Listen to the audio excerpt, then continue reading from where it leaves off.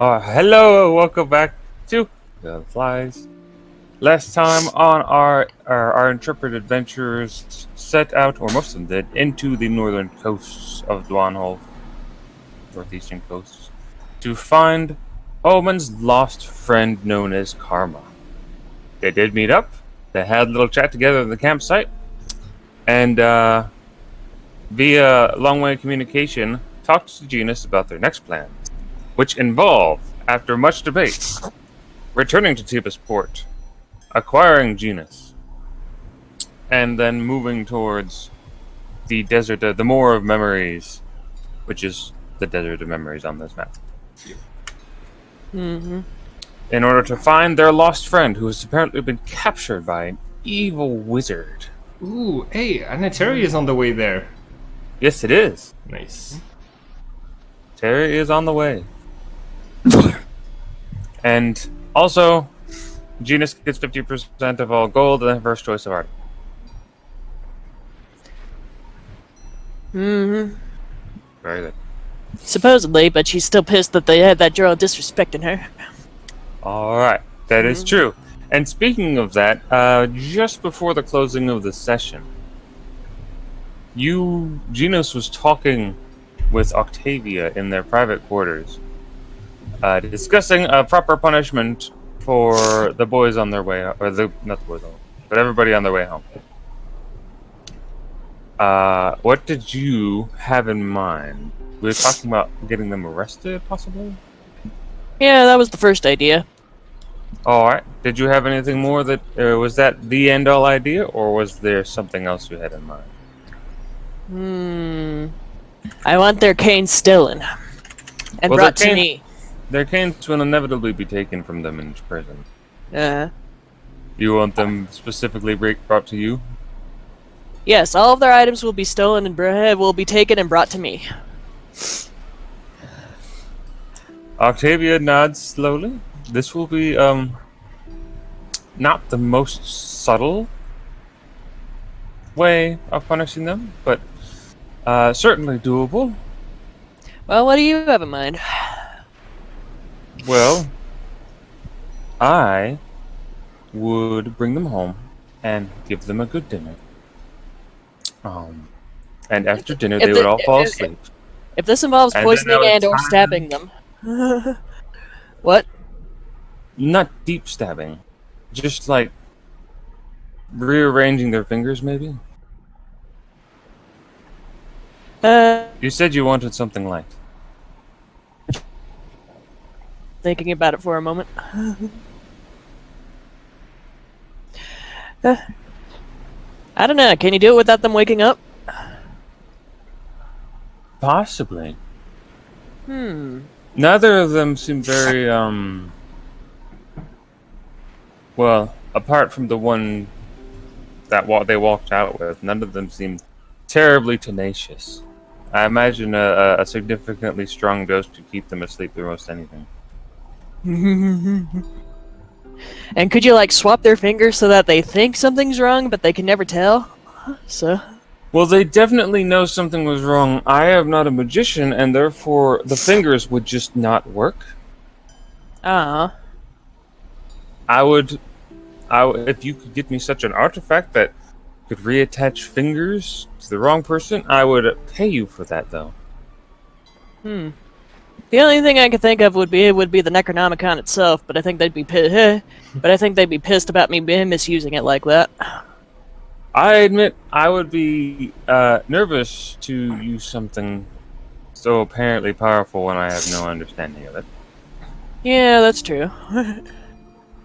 So, what is it? What is it you'd like to do, Genus? It is up to you.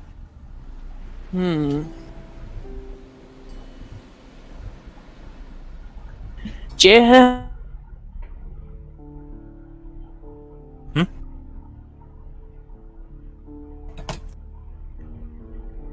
I think she cut off. Oh, she froze. I thought she was like just thinking really hard. No, she froze. Damn thing. Anyways, hang on. Yeah. Anyways, how about we combine both ideas? they get arrested in town where they can't use their powers properly. And then when they are fed, they fall asleep. And then something happens to them in their sleep. What kind of thing? Well, I don't know. I can't do anything to maim them that would make them useless in battle. Yes, that would be a poor idea, considering that we still need them. What if you just make what if we just make an incision somewhere on their bodies to make them think that something was like their organs were taken out? That would definitely scare some people. I could give you a little box, you could paint it red, and you could say you have something of theirs. Nah. That would be so much fun. Like I said, this is not the most subtle way, but we can definitely do it. I will send word. Well, what would be a more subtle way then? Well, anything not necessarily getting the guard involved. Alright, fine. What's another way then? I could have them. Well, I admit I don't necessarily want to throw them directly in harm's way from people who I work with, because they, as you have spoken of, have killed many people so far. Yeah. That's why I said guards in the middle of town where they can't use their magic. Yes, but I'm using the guys. Look, I'm not saying that that's a terrible idea. I'm just saying that you only want to work through guards so many times before people get suspicious. And I think we want a long campaign in this. Fine. I say, Gina says as she crosses her arms and stuff. Okay, just do something subtle to them then. I'll leave it up to you. Okay. If you want to whisper, you need to type /W and then the name and then my name. Dun, dun, dun. Otherwise, everybody can see. Huh? I could see. I didn't know you were whispering. Oh. She's just like loudly talking over the filigree. When it's in yellow, it means that I'm whispering. Okay, to you. yeah, I can know. Yeah. All right. Okay. All right. You do something subtle to them, but no maiming and no killing them or maiming them. And you got to be really careful. They're careful with their powers. They won't hesitate to use them unless they're in like a densely populated area. She's like just scratching the side of her cheek with one finger, and she says, are you... I will go? But...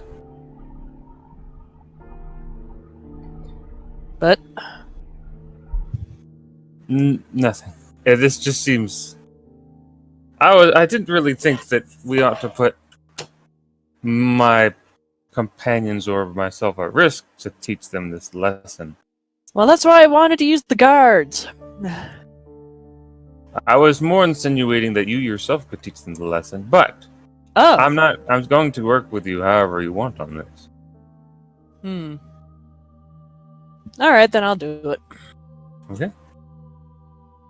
Just give me a plan. Give you a plan. You said no poisoning? Well, nothing that'd maim them. No. Or kill them.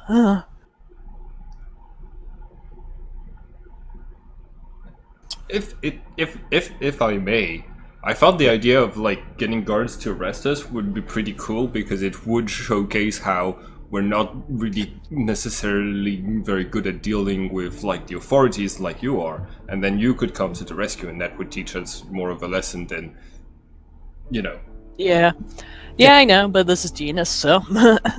That's fair. Well, like, Octavia isn't trying to say no, don't. She's just saying, like, just so you know. Well, I was going to say, in that same concept, maybe not entirely using the cards, I could give you something to plant on them, something they would inevitably, an inhalable poison. And once they were asleep, we could take them and place their bodies strategically somewhere they oughtn't be. Maybe in some noble's courtyard. Or some such. We'll find a place where they're not supposed to be, and then the guards will arrest them without us ever talking to the guards. Excellent. I say, hey, Gina says as she rubs her hands together. I like. And also, we will have all of their equipment here with us. Mm-hmm. Without having to steal it. Sounds good to me. Alright, let me go fish through some things and see if I still have some of my old equipment. Alright, it will take 2 days for them to return, and, Yeah. Yeah, and I need to go steal from that church in the meantime, so... Okay. And by the way, she does hand you 2 little pouches, and she says to set these under a flame within their rooms when they return if they will be staying. Otherwise, you can set it in something you know they will open. If you can reverse pickpocket it into like one of Joral's bags, that'll work as well. It's not a terribly powerful poison. However, given enough time, it should take effect. Okie dokie. And then once they're asleep, you can talk to me. Mm-hmm. We'll have somebody on hand for you to give the signal to. We'll go through all of that. All right. Now, you want to sneak into the cathedral? Yep. All right. You know, the entryway is open and free access for people from the streets. What time are you going to sneak in? Around midnight. Around midnight? All right. The moon is high. You can barely see it, like between puffs of heavy clouding. Mm-hmm. The streets of Tiba's Port are not quiet. When are they? They're never quiet. That is also the point. There are people skulking about, drunkards moving through the streets at all hours of the day. Still, there are people huddled into corners, into alleyways, into boxes, wherever they can find a little bit of shelter from the frequent drizzles here. Mm-hmm. And you find yourself on the road to this cathedral. Mm-hmm. You see it standing proudly before you. There is nobody directly outside the gate that works there. However, there are 5 seemingly homeless individuals just crouched underneath a bundled-in cloth outside the door. You can get by them, but they're just sitting in front of the door. Well, I rolled a 185 stealth, so... Are you trying to sneak through the door? Well, trying to sneak past them, so... Unfortunately, they are sitting directly in front of the door, so you have to sneak across open ground to get to the door past them. And you can tell, like, there are a couple of them who like look up to you and see you like well, in that case, so lightly. Well, in that case, I put my hood up, so... Okay, so you have your hood up. You're just going to go into the cathedral? Yeah. Alright, you push on it, you hear it creak as it opens. Even at night, they don't lock it. That would be a foolish thing to do because there's tons of broken windows anyways. People could get in no matter what. Yep. However, I'll let you use that stealth check to open the door quietly, because as you slip inside, you can see it's very dark in here. There's candles lit up near the altar, but that's the only source of light. There's somebody seated on the frontmost pew to the right, and they seem to be conscious and have their hands just clasped together in front of them. Fucking religious people. So I'm just gonna sneak past that person. Okay. Going to the altar? Mm-hmm. Alright, if you swing around to the right, you can have a pretty good chance of sneaking by. I would like a hide check. Hide? Where did my hide go?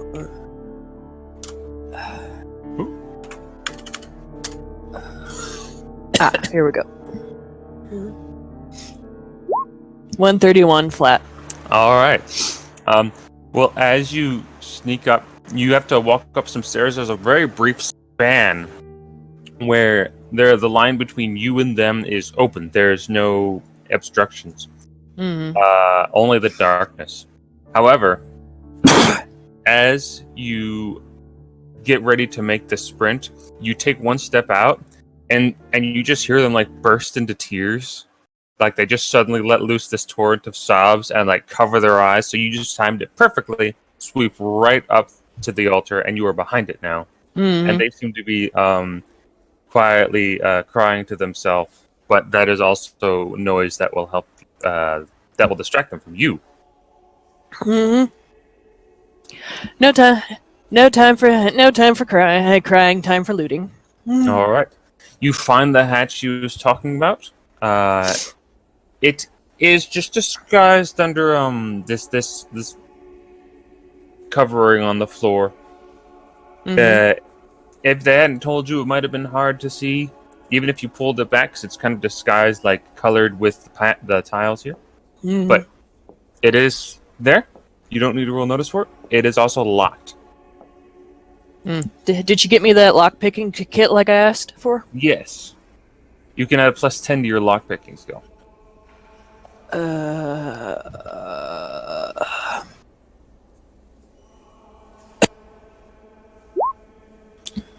169. 169. Oh, all right. You're jingling with a few tumblers. You have like your ear pressed to the floor, and you hear a soft click, and the panel becomes movable. Excellent. Now, I would like you to make a notice check. Shit. 154 flat. All right.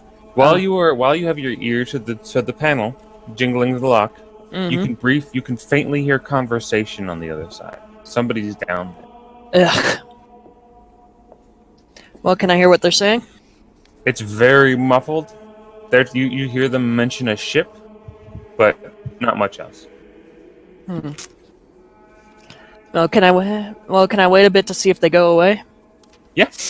You have the door open. You can actually crack it open slightly if you want to get a little bit risky. Just hear what they're saying. I use a dagger to like sort of pry it open just a little bit. So. Okay. Make one more Yeah. stealth check. Yeah.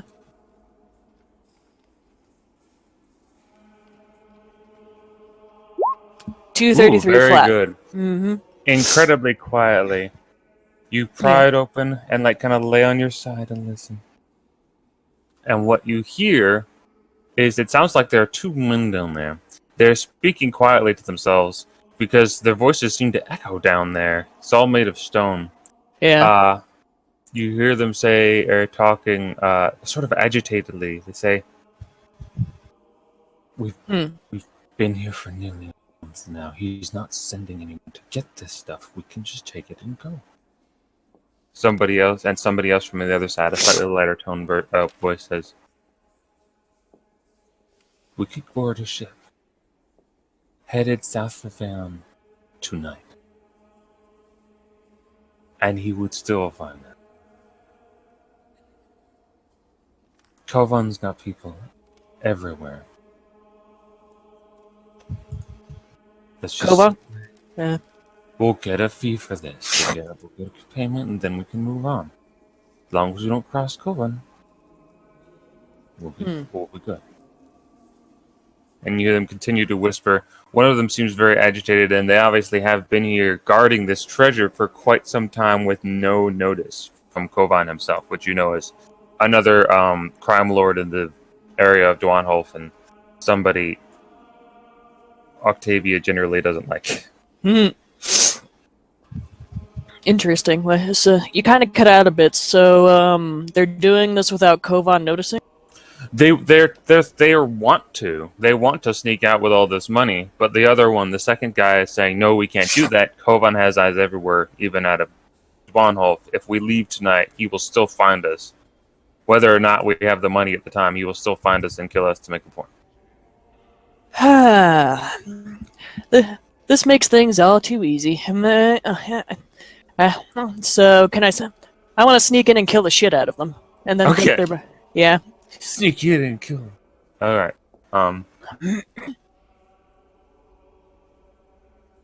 Oh yeah, since there's broken windows, is moonlight filtering in? Yes, into this building. There's Mm. an incredibly large window up past the altar, through which just a hint of light sort of streaks across the tattered curtains and gives it a very spooky ambiance overhead. Thankfully, it doesn't quite fall on the altar, so you are still in darkness. Now, as I wanted to you, use the moon dagger, but oh well. Uh-huh. well, they're underground. They're in under this panel too, so they are in complete only natural light. So let me take a quick look at something. Hmm.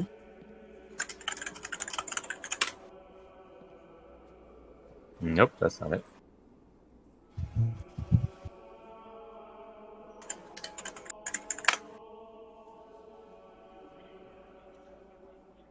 Okay, there we go.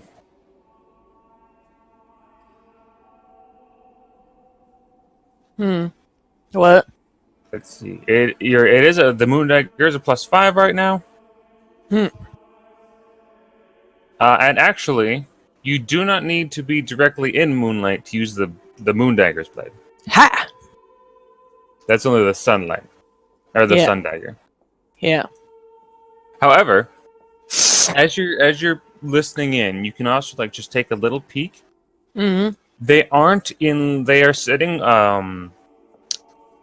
horizontally to the trapdoor, and that's what I mean is that they are staring straight. The trapdoor is down a short stone path on their left.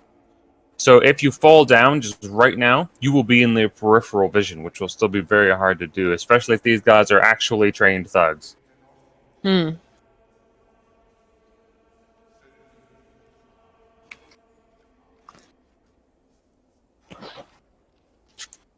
Yeah. So they're unless. uh. Okay. Okay. I want to open the thing, the panel. Okay. Slide Yeah. open the panel. Yeah. Then invisibility, so I could dart past them and get behind them and then stab the fuck out of them. All right.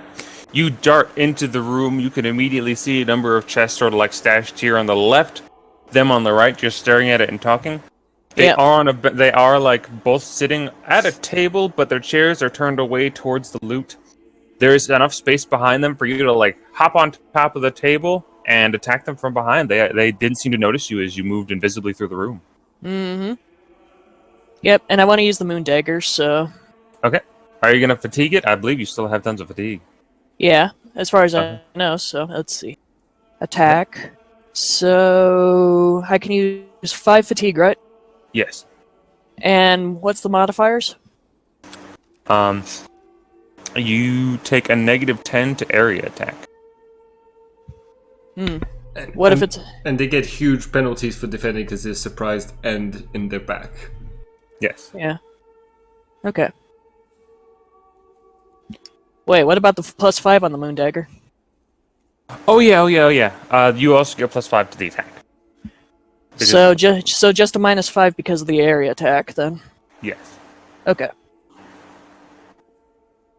260 with 5 fatigue and the modifier and the -5. Very good. Let me roll their defenses. I have to remember all the negatives. First guy. Second guy. Okay. Now they are wearing some leather. Hmm.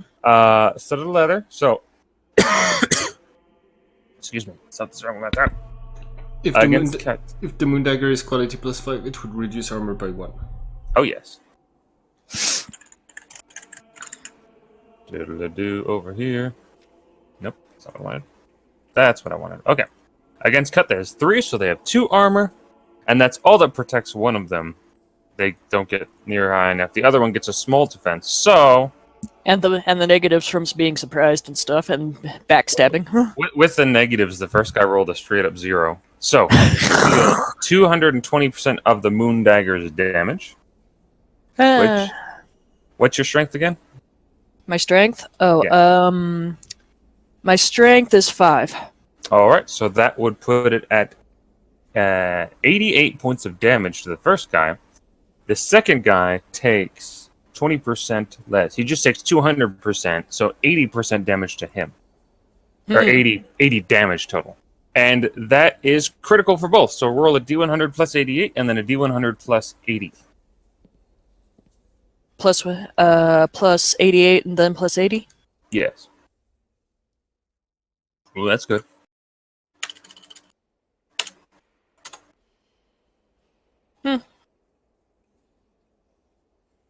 Wow, there's only 8 points of difference in damage. That's true. The first one, you feel your blade sink in really deep. You actually cut him like from the shoulder down across, and he like falls off of his chair holding it. He is alive, but incredibly damaged, critically damaged. The other one, he actually manages to like bound forward, even as you're cutting through his armor. You still damage him considerably, but he does not have quite as much of a penalty. And as they both land on the floor, the one on the right like stumbles and turns around quickly, like drawing a short sword. Says, "How did you get in here?" Yeah, with the. Yeah, I still have my hood over my face, and it's kind of like, dead men need no answers. I say with a smirk. Smirk. Right. Yeah. Roll quick initiative. You're in tangled combat in a close quarters area. You could have aimed for their nest. Unfortunately, if she did, It would have been even bigger penalties. it would have been bigger penalties. They rolled just good enough on the first physical resistance check to not have their head cut off. So. All right, so that's your initiative. Yeah, 134. I forgot to be on my character, so yeah. You have the first initiative. Oh, I forgot to even put the penalties on them, so you definitely have the first initiative. Yeah. So another area attack this time. One more? Okay. Yep. One more to finish them off. All right. Don't you have ambidexterity? Yeah, I do. You can also use your sun dagger to give an additional offhand attack if you want. Sure. How do I do that? You after your first attack, I'll tell you. You just rolled another attack minus 10. Okay. Okay. So just minus 10, minus 5 for the area attack. Yep. 207 first one for the moon dagger. All right, that is a total of 20% damage on the first guy. Wait. Man, I keep forgetting to lower their abilities because of that. So I said 20%. Yeah. What I meant to say was they're dead as fuck. well, that guy who did 80% damage to, I believe. Nope, 70% damage. Which is 70 of 40 is 28.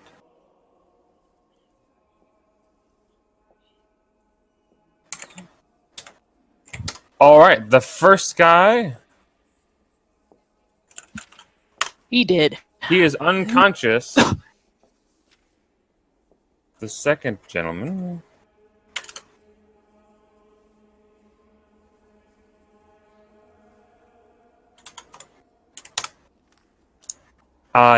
Defends and only takes a nick. He only takes 4 damage. So now you may offhand attack with your sun dagger if you'd like. Sounds good. Okay, so I'm not going to be using any of 15 because I only have 5 left of the reserves. So, and it's minus what? Minus 10. Okay. 126. That was not very good. All right, you do surpass his defense, but he doesn't take any damage. He sees his friend go down from the first one, sees your moon dagger extend like a glimmering, like almost like a scythe-like blade extending from it. And you hear him just start to choke. Wait. Holding up one hand as he like tries to get ready to parry you with his short sword. What? Wait. Let's work something out. Like what? Well, will you let us live? maybe I can. Maybe I have something worth value to you. You're gonna have to be more specific. He's obviously like searching through his mind. Uh, do you work for Kovan? I have my hood up, Jorl. So, anyway, uh, as a matter of fact, I do. Eh, So, You so, see so his. You yes, see. Sorry, go yes. ahead. As a matter of fact, I do. So you'd better offer something very valuable. He he like heaves a sigh, and you can tell like he's incredibly unhappy. He's like almost ready to accept death.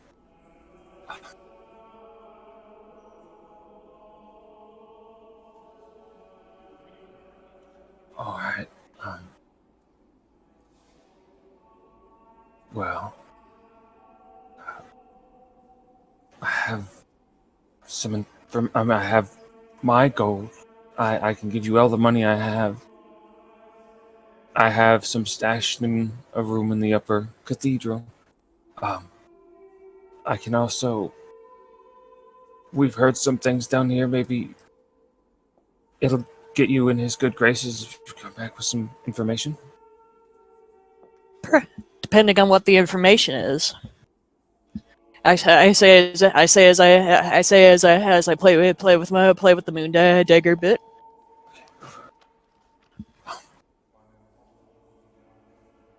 Apparently, there was a runner, someone who came all the way up through Fan.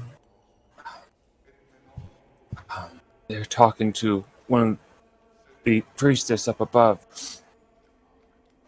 They're saying that there's a detachment this way of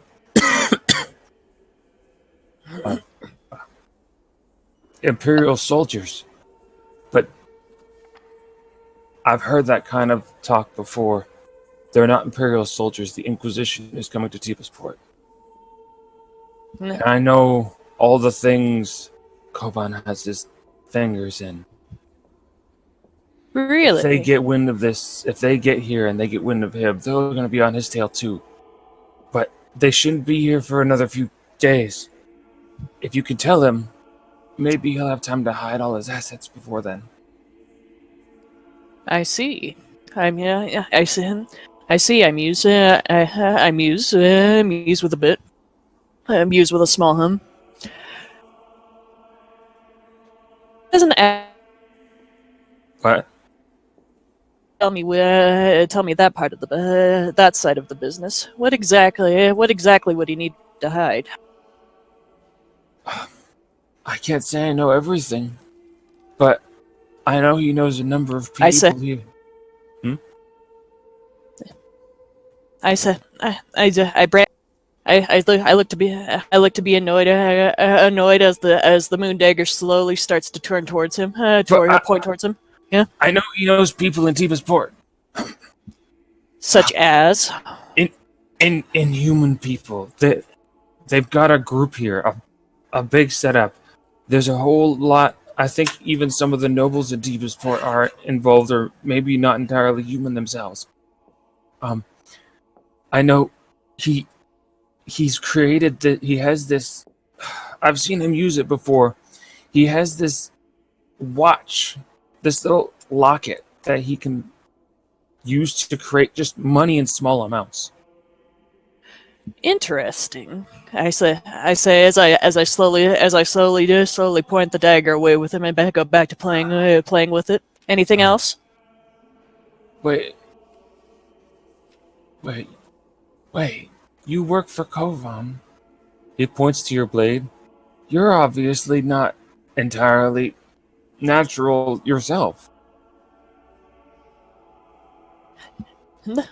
That's hardly of your concern. That's hardly the concern of a man at my mercy. No, but maybe you should consider leaving too. I'll consider it. Is that all the information you have? Can I tend to my friend? I still have the gold in my quarters, and maybe I could give you something more. Such as? I want to make sure my friend is going to live first. I stand up and go over to his friend, and hold the knife to the blade to his throat. That'll depend entirely on the answers you give me. He sighs and says, "What'll keep you from killing us after I give you all the answers?" I want all the answers. What'll keep you from killing us if I give you all the answers? Well, what else could you give me? You were about to say something about that.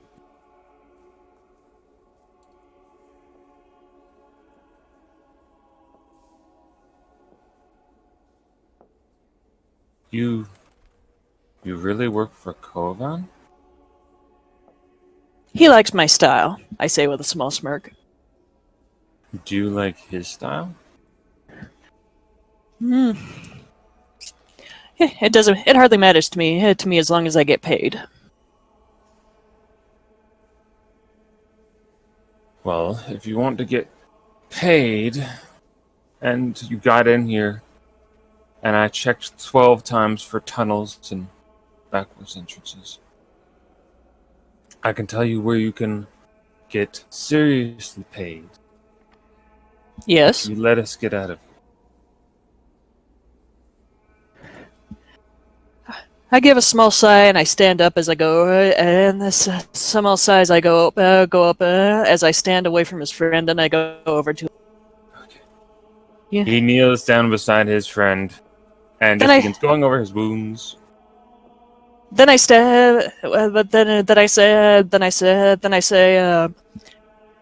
what's the information? I will tell you in a moment. As soon as I get he and myself above ground, outside of the cathedral, I will hand it to you. I will write it down in a note and hand it to you. Okay. Genus sighs. Genus gives a small weary sigh. Before. Sigh. You. All right. Very well then. Then she knocks him out with the butt of her dagger. Okay. Make a quick attack roll. He's not surprised, but I will let you get the from behind penalty. Modifiers. To knock out negative 30. Oh, actually negative 60 because you're trying to do this with a dagger. The butt of a dagger. Yeah. I better use up the last of my fatigue then. Okay. Well, of my temp fatigue at least. Yep. Fucking minus 60. Bullshit. Woo! Oh, he open rolls. Fudge. That's an open roll? Bitch. Yes. All right. You don't manage to. You're still aiming at his head so that he has no armor there. Let's see here. You just get 10% damage, 4 damage to the head. You can roll critical on that if you want to. Do 100 plus 4. Will it knock him out? If you roll really high and he rolls really low. R1D 100 plus what? 4. Shit! No, he's totally fine. He swings his head forward just in time. You make an almost humorous little tap on his neck, and then he rolls forward over his friend's body and raises his sword and he says, "All right, I guess this is it then." You want to roll initiative to fight him again? I won't kill you. But all things considered, you'll wish I did.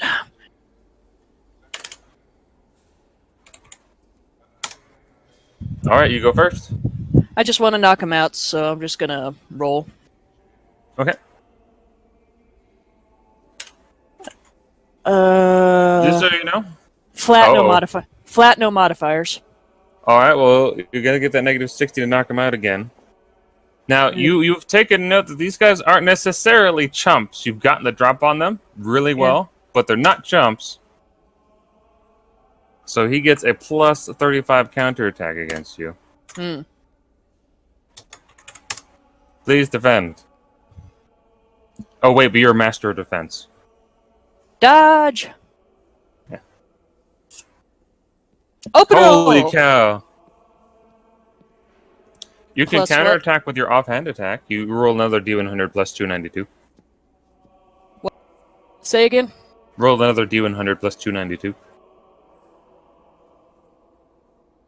Okay, 330.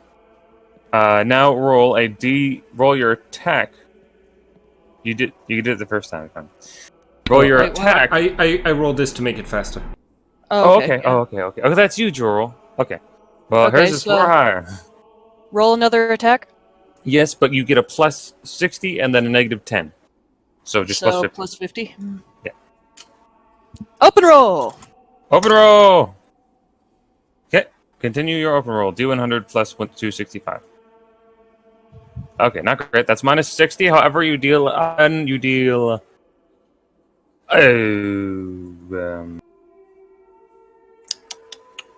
doesn't have any armor on the head. Mm-hmm. So you deal 90% damage to the head, so roll the D100 plus 36. Plus 36? Yes.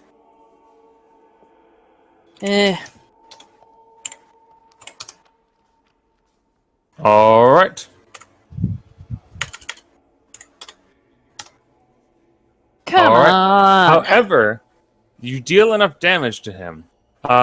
He goes down. I make a notice check as you swipe him in the side of the head. You hit him really hard, and he just drops to the ground over his friend's body. 131 flat notice.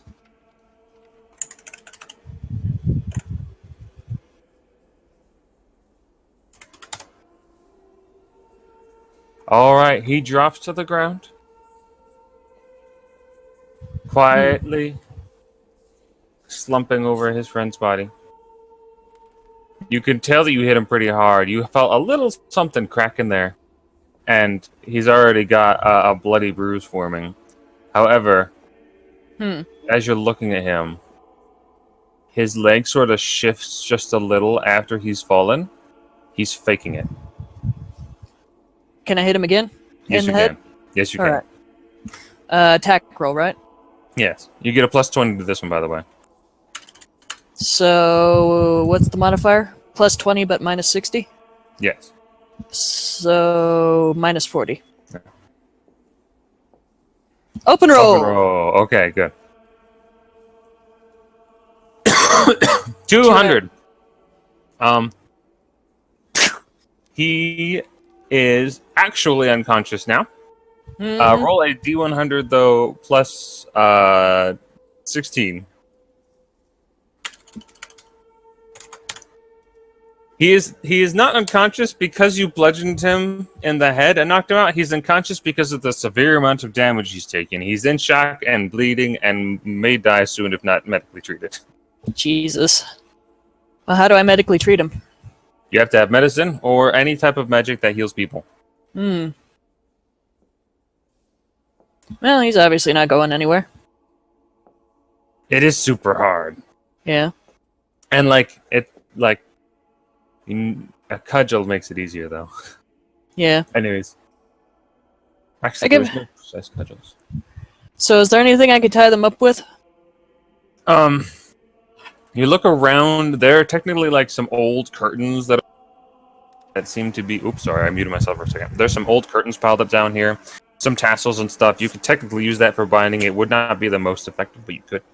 Yeah, but they're injured right now, so I'll tie them to each other, and then I'll use my super sprinting abilities to go get Tavi really quick with some hired muscle, so we can move the stuff, and let her know about the guy with the information and how he's probably gonna die soon unless and die with the information with him about Kovan unless we hurry.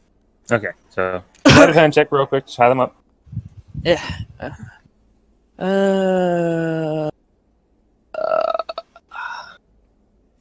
Where the fuck is that side of...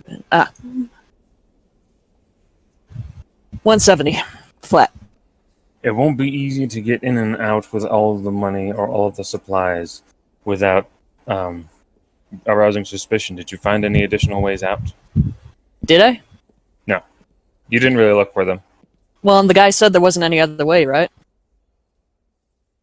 I don't believe... Oh, he said there was no other way into that room, yes. Yeah. So I tell Tavi what he said. Okay, yes. He says, well, it would be nice to know if there was a back door in the cathedral, but we'll make do. It's nighttime. You said there's only one person in the cathedral? Yeah, some woman who was crying and stuff. So, and there was 5 homeless people at the entranceway. We'll go now then. Yeah, probably for the best. And if we want the extra information the guy has. We'll probably have to move quick to help him because I hit him pretty hard. Good to know. We'll see what we can do, though. What's in there? And she sent some extra dudes out with you. It does create like a scene as like these 4 gentlemen walk up with you to the gate. Like the homeless people there just sort of like rise. Some of them scatter. Some just sort of like slide to the edges. And you see like a couple people like looking at you from the streets, from under houses, very confused as to what's going on in the middle of the night. Well, I still keep my hood up, so it doesn't matter. It doesn't matter to me. Yeah. And they will have to continue doing that as as they drag out several chests and boxes from underneath the cathedral. There are some whispers, some unhappy whispers. But did I do a notice check to make sure there wasn't any other ways out? You want to search the place? Yeah, I want to do a quick search while they tend to the guy and stuff. So. Okay, make a quick search check. 92 flat. 92? Alright. You take a quick once-over of the place from the inside. It's actually kind of expensive down here. There's a lot of these really narrow stone passages that are made just for, like, priests or servants to get around. And by the time you've searched, like, half of it, the guys are like, come on, let's go. We got the stuff. You didn't really find another way out. All right. I give a nod, and I use the curtains to help like cover things, so it's less suspicious in a way. Okay. In that case, they all load something off onto a wagon. There are like a couple of people outside, just like standing nearby, like not. Occasionally, one of your goons will like give them a look, and they'll back away and drive because obviously most of these people aren't combat. But you do get away with whatever was in the cathedral. Upon reaching Octavia's place, she'll look over everything and say, as to be expected, it's not everything. He took away most of the high-value items. But I suppose this is still a haul. Yeah. I also have the information the man gave me, and he may have even more if we save his life. I say as I tell her everything the man told me about Kovac, the Inquisition coming, and so on and so forth. Well, we don't have a doctor here, but we have somebody who can stitch him up. Good. I'll tell you if anything comes of that, if he survives. Yeah. In the meantime, she begins going over everything. Would you like loot or cash? Depends on what the loot is. Well, she's pulling out like little things of value. You see, like she's found a couple of like somewhat crude gemstones. She's found like a number of spools of like this really fine silks, like all sorts of small items. I would pay you a portion of their worth, but I was just gathering what I think is a good 20%. I'll take one gemstone. I'll take one nice gem, one gemstone, and the rest in money. Okay. Yeah. In that case, she will bequeath you one crude, uncut, little emerald piece, or crudely cut little emerald piece, and then she will pay you in the next morning 150 gold pieces.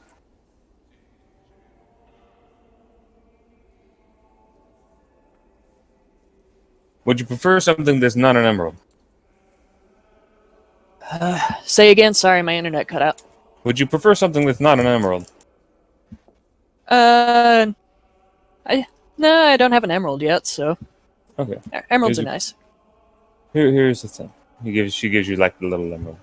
Yeah, Thanks a lot. yeah. What's the rest in money? The rest of the money is 150 gold pieces. I just said it, or did I say 200?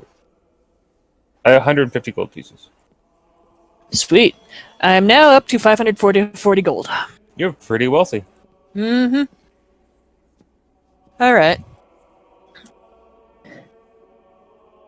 Yeah. So Wait a she got minute. what? Go ahead. No, I'm like, I thought as a GM I could see other people whispering. Now I'm suspicious of my other games. Nah. Anyways, go ahead. You can't see us whispering when we're whispering to one another. Yeah. Yeah. Yeah. Anyways, what was I thinking? So is she gonna do anything with the information I gave her about the Inquisition and Kovan or whatever? She says the Inquisition, from what we know, was bound to be cold. I'm surprised they made it here so fast. But I suppose all that really makes me worry about is a friend or two of mine, and also you. Yeah. Hopefully they'll get here and you can leave before the Inquisition arrives into this port. Hopefully. And It's going to make things hard for all of us, but we don't want to abandon ship yet. yeah. By the way, after you get the information out of the men, I suggest killing them and making their bodies disappear and making it look like they stole it to get Kovan off our trail. Of course. Excellent. Well, that's really Actually, well, to be honest, I'd kind of like Kovan to know I stole back part of his goods. These were mine to begin with. Well, they were... As long as you don't link it back to me and my group. We've already got a lot of people on our tail. You will not be implicated. Good. Though I wish I could get that watch from him that makes small increments of gold. I say, imagining all the money I could make from using it. Well, wouldn't we all? Yeah. Either way, my work's done. I'm going to bed. Alright, man, I've got more work to do. Good night, Genius. Good night, Tabby. Alright. A day well spent burglaring. Though in the next couple days, you actually hear a number of people passing the note that the church has been robbed. And they didn't quite know. They knew there was one woman with them. They didn't know who she was, but you're not entirely sure they didn't recognize some of the gentlemen. Not my problem. Another day later, Yeah. Joel, Omen, and all of their new friends will arrive in town. Yep. You are welcomed back to the horrible stench and numerous poor Antibus port. Mm-hmm. Is this the right one? I don't know why I didn't have this one open to begin with. Or is this the wrong one? Looks right. Oh no, this is the right one. Yeah, it is the right one. It's just like I think it's flipped on the on the pages section. So that's why it can be a bit confusing. The original picture was actually turned the opposite direction, and then I flipped it. But yeah. All right. Everybody arrives. Genus, you get a warning that your friends have returned. Mm-hmm. Are you all headed back to the Duchess Fine? Yep. I'm just gonna check in with Genus over the earring to double check she's there. Okay. The fuck you want? Meeting you at the Duchess Fine. That all right with you? What? Duchess Fine. You know, Yeah. the inn. Yeah, I'm here. Right, we'll be there soon. Mm. In any better of a mood? No. Okay. See you in a bit. Mm-hmm. In the background, I'm just like, all right, so this. I'm talking to my sword, and I'm like, all right, so this is a city. This is where there's lots and lots of people. There aren't. They're mostly human, so you can't come out here. because like most humans will react poorly to seeing creatures like you. And these over there are guards. What they have is armor, and it makes them it protects them. Their role is to keep order, which means keep people from getting the wealth that the wealthy have and keeping them in poverty. But also keeping crime down, which is sort of the same thing. We don't like guards. And this over there is walls. I know you can get through them pretty easily, but most people can't. And like, yeah, I'm trying to be kind of discreet while doing this. So I'm doing this from inside of the cart, but and it might look like I'm talking to someone else who's inside of the cart, but I'm just talking to the sword that has Svaliva inside of it. Just like Wow. Poor old man's going to see now.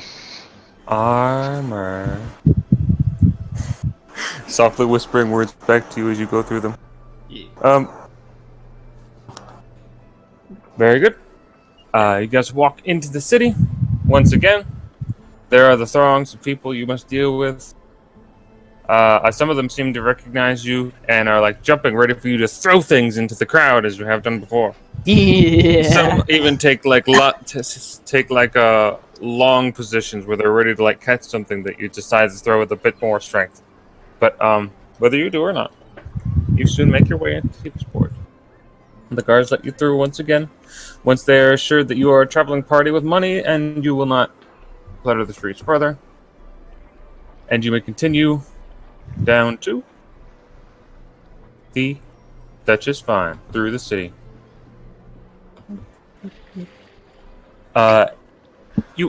Genus, where are you? I'm at the Duchess Vine eating grilled fish. Grilled fish? Okay. Yeah, grilled fish is good. It smells delicious in here. I have not tried grilled fish.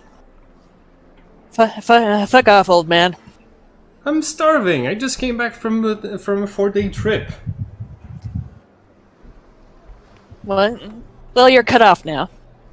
I'm not paying for anything else that you or Omen want because you don't appreciate me. We brought. Pay for my own stuff. What? I'll pay for it then. Say again? Then I'll pay for it then. If you want to keep your stuff separate, that's fine. Fine. We brought Jenny back. Hi, Genus. Jenny, I'm not angry. I'm just very disappointed in you. But I got money. Yes, I know. That's why I'm not angry with you. Okay. Good, then. Yeah. You hungry? Me? Yeah. No, literally never. Weird. Well, either way, sit down and tell me everything that you experienced. Okay. He tells you about how they walked along the shore and how he had heard of the shore but never seen the shore, and he had heard of boats and he was really confused as to how they could float, despite being so huge. And he talks about the water elemental and how it was really scary and doesn't seem fair. And this is Genus. She's a bit grumpy right now, but she was the person we were talking to through the earrings earlier. Genus, why are you talking to your sword? meet Svaliva. And like I sort of hand you the sword. I take the sword. Are you another magical being? I think so. Oh yeah, good luck with Jorl. He's gonna screw you over monumentally for his own selfish purposes. I say before handing the sword back to Jorl. She is very grumpy. Yes, I know. That's what I warned you.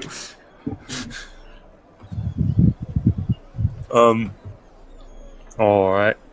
I'll take 4 salted fish then, Macklin. 4 salted fish going right up. I swear, we're really working on getting more spices here. Apparently there's a shortage going around of all manners of food and drink. It's weird. Makes sense. Well, not entirely weird, considering who's outside the door right now. Being? He means all the poor people that are eating everything. Oh, yeah. That'll do it. So, how's you been, Genus? I've been fine. I've been doing this and that. I say, keeping it vague. Have you found the lab so that we can take care of it and leave the city pretty quickly? Did I find the? Did Tavi Tavi help me find the lab? And did the guy survive the head wounds? The guy survived his head wounds. But- Yeah. And they have extracted what he was going to tell you, which was he apparently knew some small location, where which was his drop point beforehand, which isn't really as big of a payday as he had inferred to you. But they're actually they've decided to keep him around for just a little while. So he is imprisoned. His friend is sadly gone. Sad Well, for yeah. everyone. He's gone. Well, yeah. But they have him a prisoner for a short time. Oh yeah. And did we find the lab? And did any Sophie letters come in? No Sophie letters yet. The lab, however, they've been looking into it, and they haven't been able to exactly get into what they think is the lab. There are 3 warehouses that seem to be used off of that port that ship and take very unusual cargo. Yeah. Okay, and so all on very nice ships, usually like heavy load bearing ships. I tell Jorl this about the warehouses and such. Are they next to each other? Yes, they are just in a line next to each other. Right. However, promising. In order to and actually improving that promise, there have been several attempts to sneak in. However, each one only revealed an additional and utterly unwarranted level of security. They seem to have way more, a number of guards stationed around that area that would constitute a large organization paying a decent amount of money for security alone, let alone all of the objects they're shipping through, several of them having metal containers. Well, time to set the whole place on fire. Or at least part of the place on fire. You really want to do that with the Inquisition arriving any day now? What? Oh. Oh, okay. We got some information. We got some information that the Inquisition is heading here really quickly. They could be arriving any day now. So if you want to do this, you might want to do it fast and subtly. All right. Let's do it your way then. Oh. Now you want to do. Now you want to listen to me and. Yes. That's why we came back. Pay me.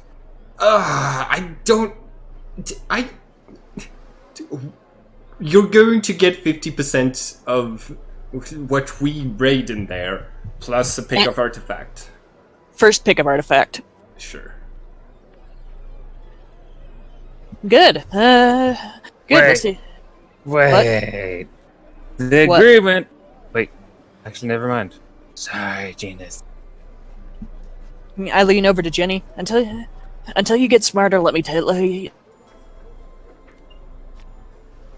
What? You cut off.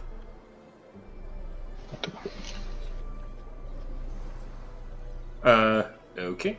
I didn't hear Genius at all. I think she's cut off. I lean over to Jenny and I say, you leave all the negotiating to me until you get smarter. Just watch what I do. I think that is probably a good idea. Yeah. Don't worry, you'll get the hang of it. I said, don't worry, you'll get the hang of it. Before leaning back in. All right then, we'll do it my way. We'll do it my way. My way then. So, with the information Tavi has, we should be able to sneak in and murder everyone without getting too much attention. All right. Okay. Are you sure this is Black Sun? Like, last time you got us some intel about a group of Black Sun people, we ended up fighting a summoner and no undead. So I just want to make sure that we know exactly what we're getting into. But this time it's Tavi that got the information and not... hang on. But this time it's Tavi that got the information, not me. And Tavi has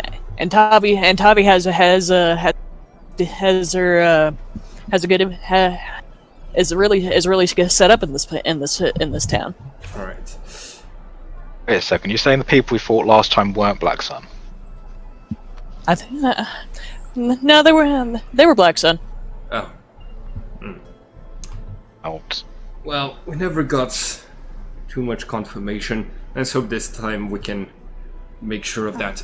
Now remember, our plan is the following: we dispatch most of them quietly.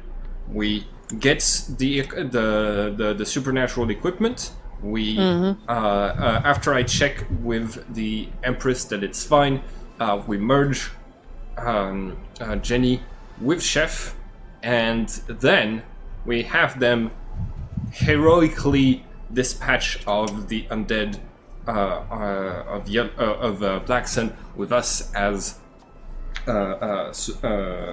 supporting them, and then we'll leave the city before the Inquisition gets here. All right. That sounds like a nice little plan, but how long is that going to take? If we do it tonight, we can leave in the morning.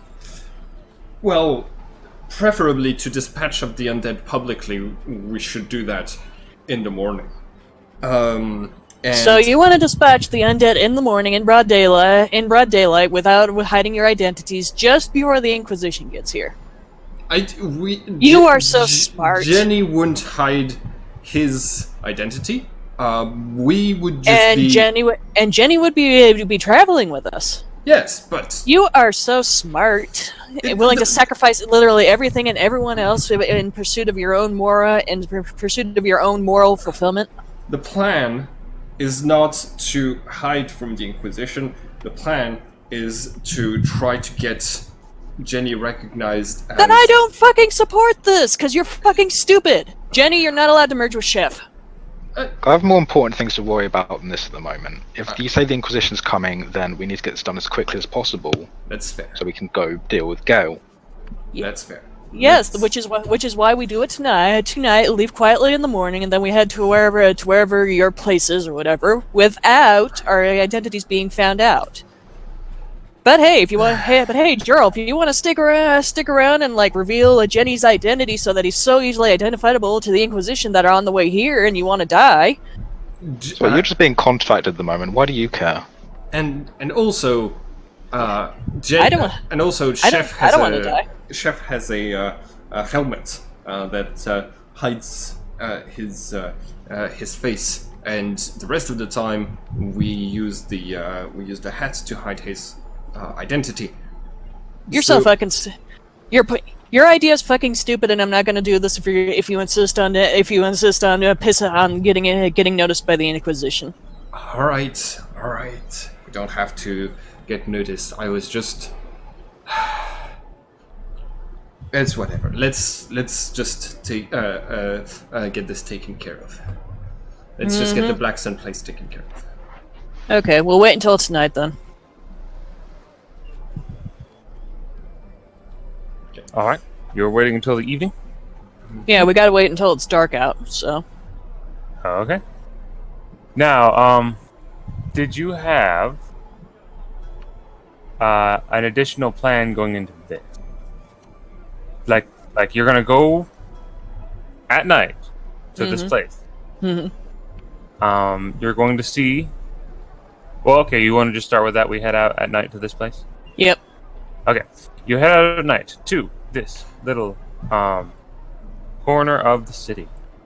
Real quick before we go, there's a couple more spells I could do to help everyone out. So,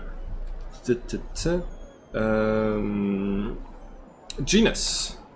Yes. Do you want a protective shield so that you can go, so that you don't have to worry about your defense and you can go full attack? Yeah, I'd like that. Alright. Idarid will cast a new shield on you. So currently I have a perfect shield on Droll, Gabriel, Farron, Omen, Jenny, Idarid, and now you as well.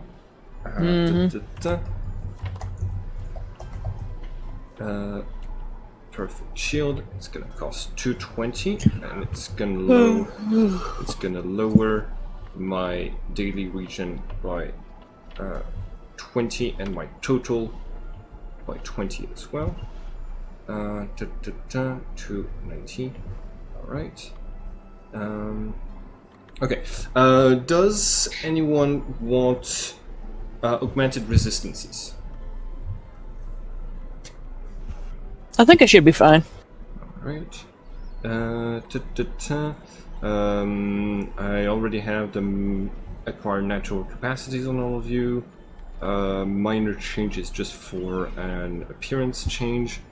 All right. And how much? We can take care of the what's his name's spells later down the line for Svaliva. Right now, I don't really want to involve him too much in. Svaliva, by the way, he does have water magic up to 80. Up to 80? Oh, okay. Yes. I will look up if there's anything support related that I could use. Cool. All right. He, she, it actually doesn't really know. Water magic up to 80. Got it.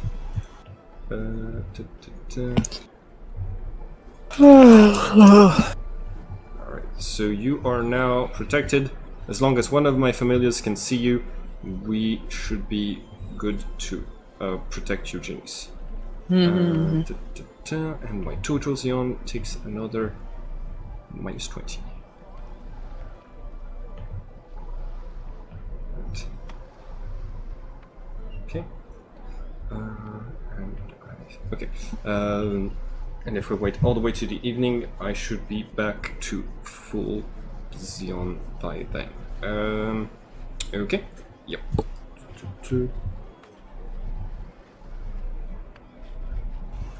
Okay. Yeah. So we can get started on the scene, and I'll let you know if there's anything other that gets cast on you to help out with things. Yep. Alright. In that case, in the middle of the night, around midnight, again, the moon is high.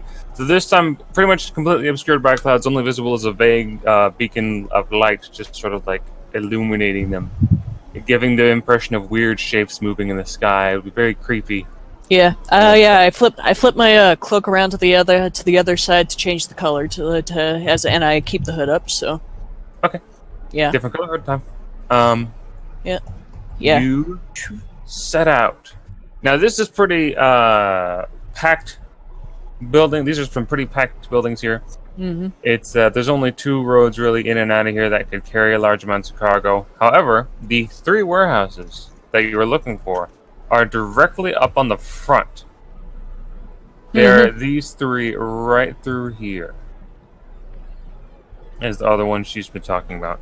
A lot of the other ones you see are in disrepair, or they seem to be equally guarded, though you recognize some symbols on them as being affiliated with the lords of the city, the 4 big guys, the 4 big families.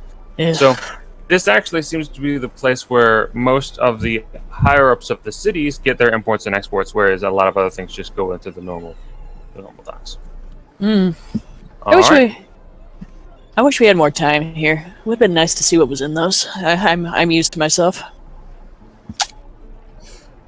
Quick question. Does the water elemental have a secondary path of magic or free access spells? It does not. It can learn them. Okay. But since it was only recently created, it only knows its natural knowledge. All right. So it could be void, blood, knowledge, peace, ability, music, and literary. Ooh, Yes. knowledge could be fine. You could make it knowledge. That would also be very helpful for a confused water elemental. Yeah. All right. gonna keep looking into whether or not there's a support spell that I could cast on the group. Alright. And, Yep, and you could encourage it to start learning anything. It has to learn them. It doesn't just get them. But okay. Yeah. Yeah. You got it. And also, I couldn't figure out how to put it in, but it has 20 more accumulation for water spells. So for water, it has 80. For everything else, it has 60. Got it. Oh boy. Anyways. Would Null and Karma have come along? If you want them to, they have been busy talking to each other, and when they get to the Macklin's, while you guys were talking amongst yourselves, like they were just ordering plate after plate of grilled fish, and Macklin is like, "You're gonna run us out of house and home soon." Well, I'm not paying for it, so I don't care. Right, yeah, I'll tell them to stay there and wait for us then. Okay. You want to? Inquisition's coming. What was that? Inquisition's coming, if they can. I can do that. Do you want me to stay in contact with you, Omen? Says Karma. Don't know how you're going to warn me otherwise. Right. In that case, he will extend his mind and place you in a psychic connection. You can now talk to him whenever you want to. Yeah. Yes.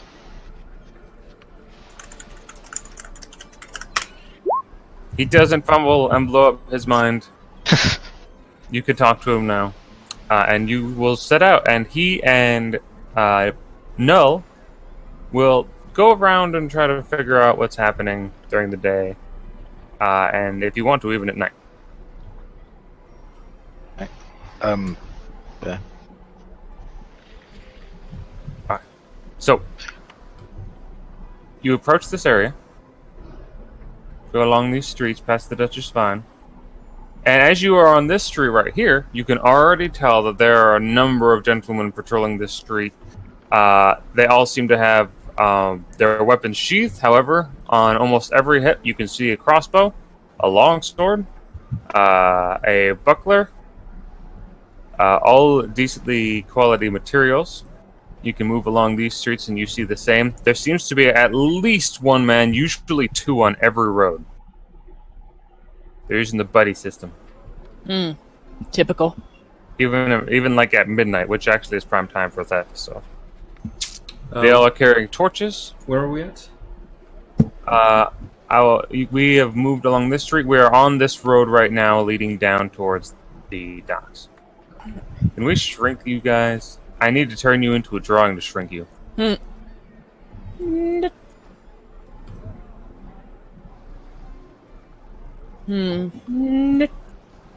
do we down? So I'm just. Can I watch the guards to see the timing of the timing of how long it takes them to like do a circuit and stuff like that? Yeah, you can stand back and just sort of watch them. Are you gonna like just stand in the open? Oh, I put you on the map layer. That's not what I meant to do. No, I'm not gonna stand in the open. I'm just gonna watch subtly from the shadows. All right, you can make a hide check. What are the rest of you doing?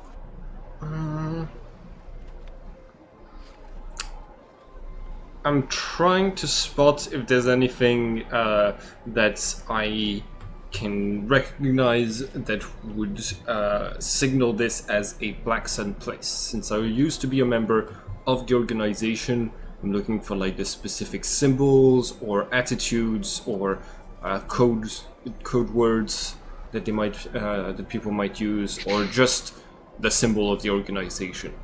Okay.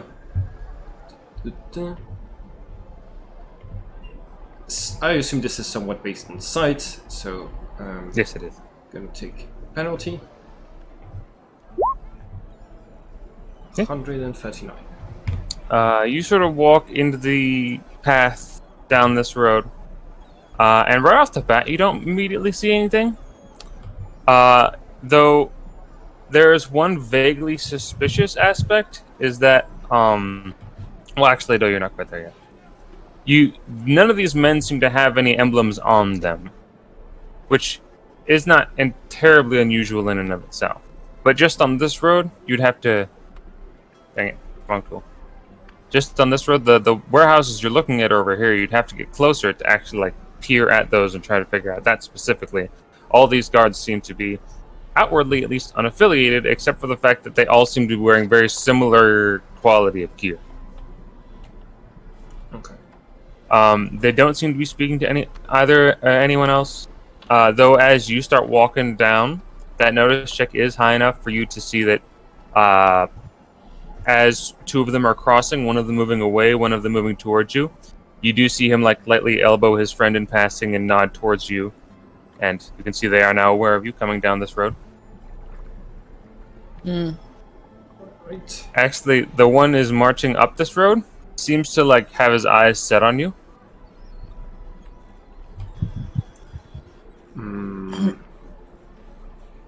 Right. Well, I'm going to try to look as innocent as I can and move into another street. All right, you're just gonna like you're going down this way. Do you want to like duck into this one or like between buildings here? I'm Try not talk- necessarily going to duck. I'm just going to like, turn key, and pretend like it was part of my plan to head this way the entire time. All right, you'll head down this main street then. He sort of like raises his hands and gives you a slightly confused look. Try talking to your sword again. You can faintly hear him in the background as he reaches this road just say, just like calling to a friend, hey, keep an eye out down there. We got some night walkers. Or night strollers. Right. And like as you go down to this end, you'll see like a man just sort of like standing at the crossroads here, and he'll look towards you and just give like a small nod of his head. They don't seem immediately threatened by you, but they are aware of somebody not in their fold here. Okay. Okay. I'm gonna.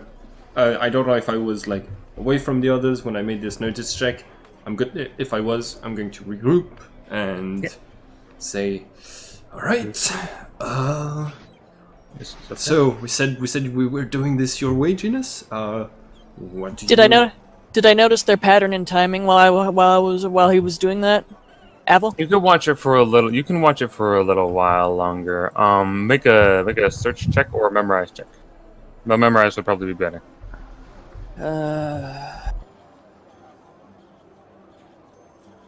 Well, my search is actually higher than my memorize, so. Memorize would be better. I'm sorry, I shouldn't have given you the option. Search would only be an option if you have memory. Oh, still pretty good. Yeah. Yeah, as you're watching them, you see like them moving up and down. At first, you think it's pretty basic, but as you watch a little bit longer, you actually begin to realize that soldiers on these roads, on these side roads, seem to be coming to the crossroads just in time to like mesh up the blind spot that would be made as the two soldiers were walking away from each other. And as you're looking at this, you're starting to see this is something like Macklin would set up. This is like military professional routes that they're setting up, and it will be pretty hard to find a blind spot in an easily accessible area. Maybe on the rooftops, but that would not do well for the entire party. Well, obviously. Not unless Gabriel can put him put everyone in her hammer space and just follow me. Hammer space, maybe. You need to ask Joel. When Joel comes back, but yeah.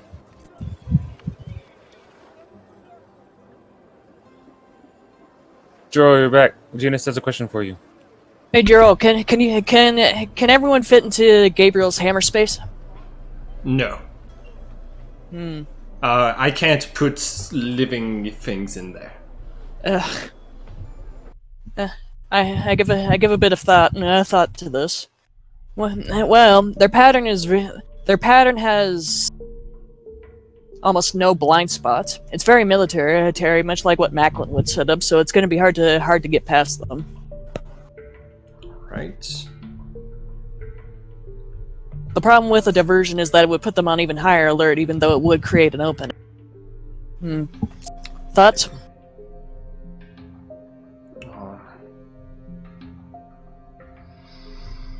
Thoughts. And taking them out wouldn't be an option because they link up at a certain time, and if they're late, and if someone's late, then it's going to be highly suspicious and put them on alert.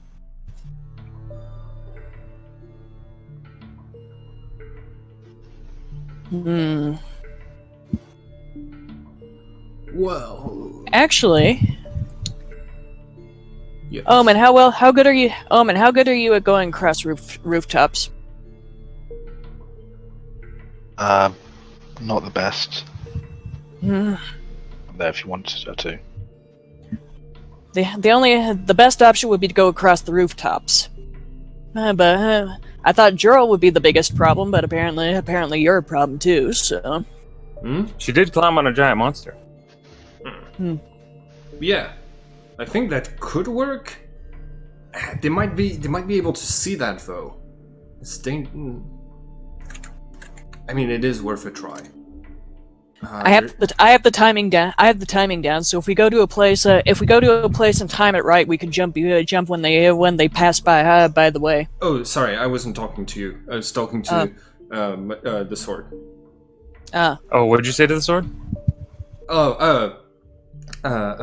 Svaliva says that he has a spell that allows him to force someone to mimic his movements. So he could cast it on. One of the guards when they're isolated. Make the guard leave their position, and we could take care of each guard one after the other like this. But yes, That'll take time, and it might raise the alarm. That's fair. Yeah. I still have Angelic Leap, the leap that I could use anytime. I was saying I could jump with Jurl, and if Omen could figure out a way, we could just go across the rooftops.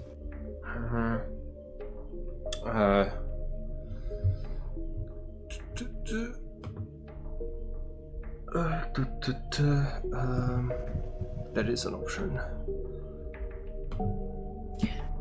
The other option would be we go further down the docks, and then we swim.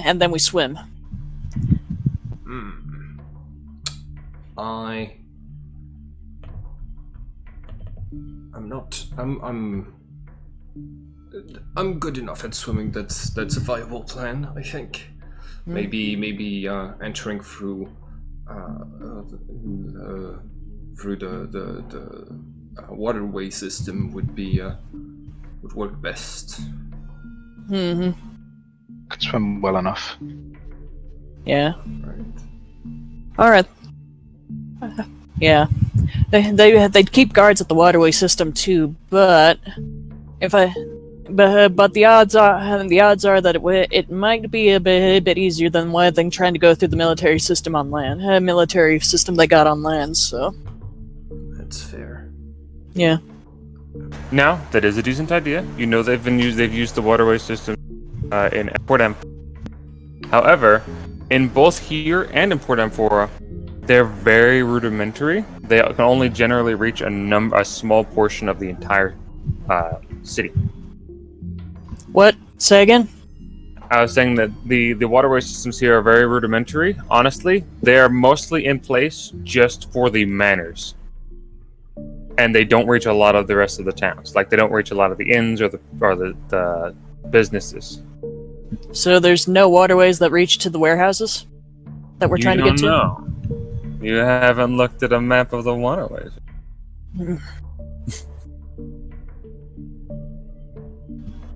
Actually, why don't you send the blood rose to check it out then? The Blood Rose whispers, if even one guard becomes mine, this becomes so much easier. Yes. I know. Are you... I'm sorry that I have to ask you this. I know it doesn't... I know it doesn't bequeath your rank, but would you be okay with putting your body through the waterway system? Philario. Jorl, I will have to say that so far you have not asked much. Even though you have not. Say again. Jorl, you have not asked very much of me. But this I will do only because I believe these to be the people who imprisoned me. All right, Philario is down to help because she wants revenge on Black Sun. So let's we're gonna head towards the sea, and she's going to enter the waterway system. Mhm. All right. Let You're us just know gonna what's walk what. down to the sea as a group. Yep. Okay. I'm You walk down. I'm gonna keep to the shadows separate, but watching the group. So. Yeah, we're probably not gonna go through that street. We're probably Okay. gonna go through this street over here, and then through here and down there. This whole section here is the big guarded area. Oh, okay. So You could just go down this way and then down to there. yeah, that's what we're gonna do instead. Okay. Wait, that whole even this section at the docks is part of the guarded area. Well, if they're bringing things through the docks, then that would make sense. This whole area, and remember, like I was saying, this area isn't just guarded because of this strange people in these three buildings, but there are also assets here of all of the leaders of this town and of the principality. So Yeah. they're guarded by a lot of interest. However, Omen, are you walking with Jorl as he goes down through this area? Okay. On the way, one of the guards will stop and just say, "Out for a night's walk, sir, ma'am." Yeah, I'm. I've lost my cat. Like orange tabby. You wouldn't mind telling me? Make a persuasion check real quick.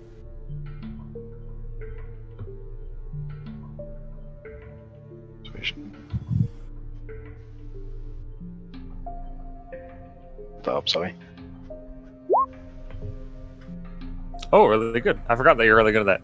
He frowns and he shakes his head slowly. Sorry, I haven't seen it. I'll call if I do though. With all those people outside, somebody's liable to pick it up and eat it. Mm-hmm. Thanks anyway. Have a good night. See? He'll keep an eye on you, but you walk on by. You get into this side street. You can go to the water.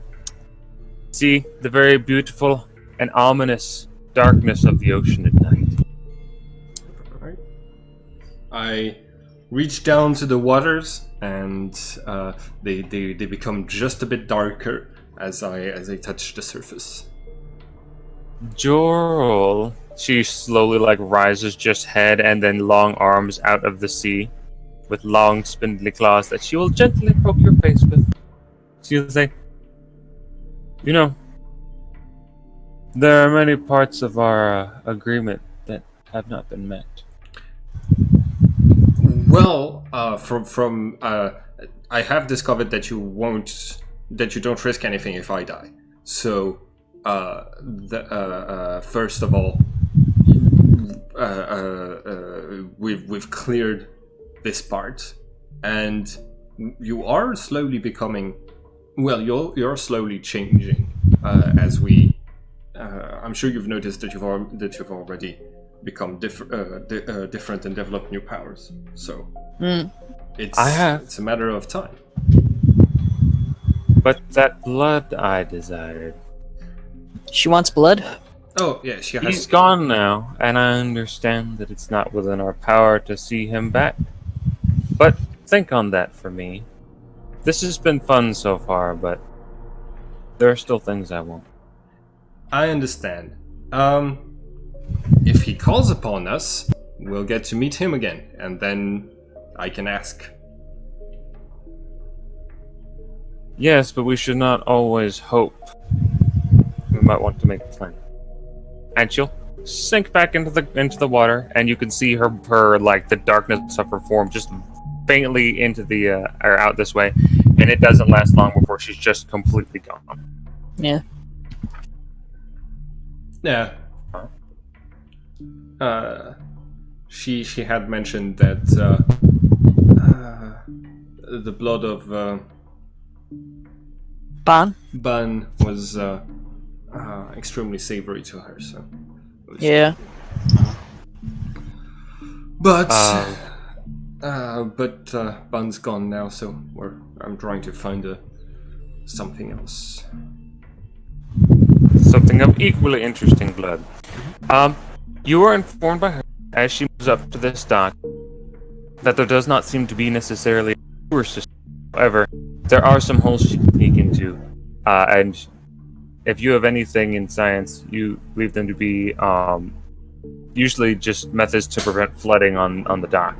And they're small. They're smaller than sewer holes. Nothing that a human could crawl into, but something she certainly can. That's fair. Now, what are you telling her to look for? Human-sized entrances. So Human. I'm gonna relate to the rest of the group that there isn't anything human-sized, but both Filarial and Svaliva could potentially sneak in through the flooding prevention systems that are in place. By the way, just as you're talking, she's like going through these pipes, and there are small grates on the surface that she can like peek up through. Mm-hmm. And as she's doing that, she does that along this road, and you see the buildings are marked as by the Sunrise Corporation. Subtle. I relay that information. Okay. Alright. Sunrise, eh? Yeah. Right.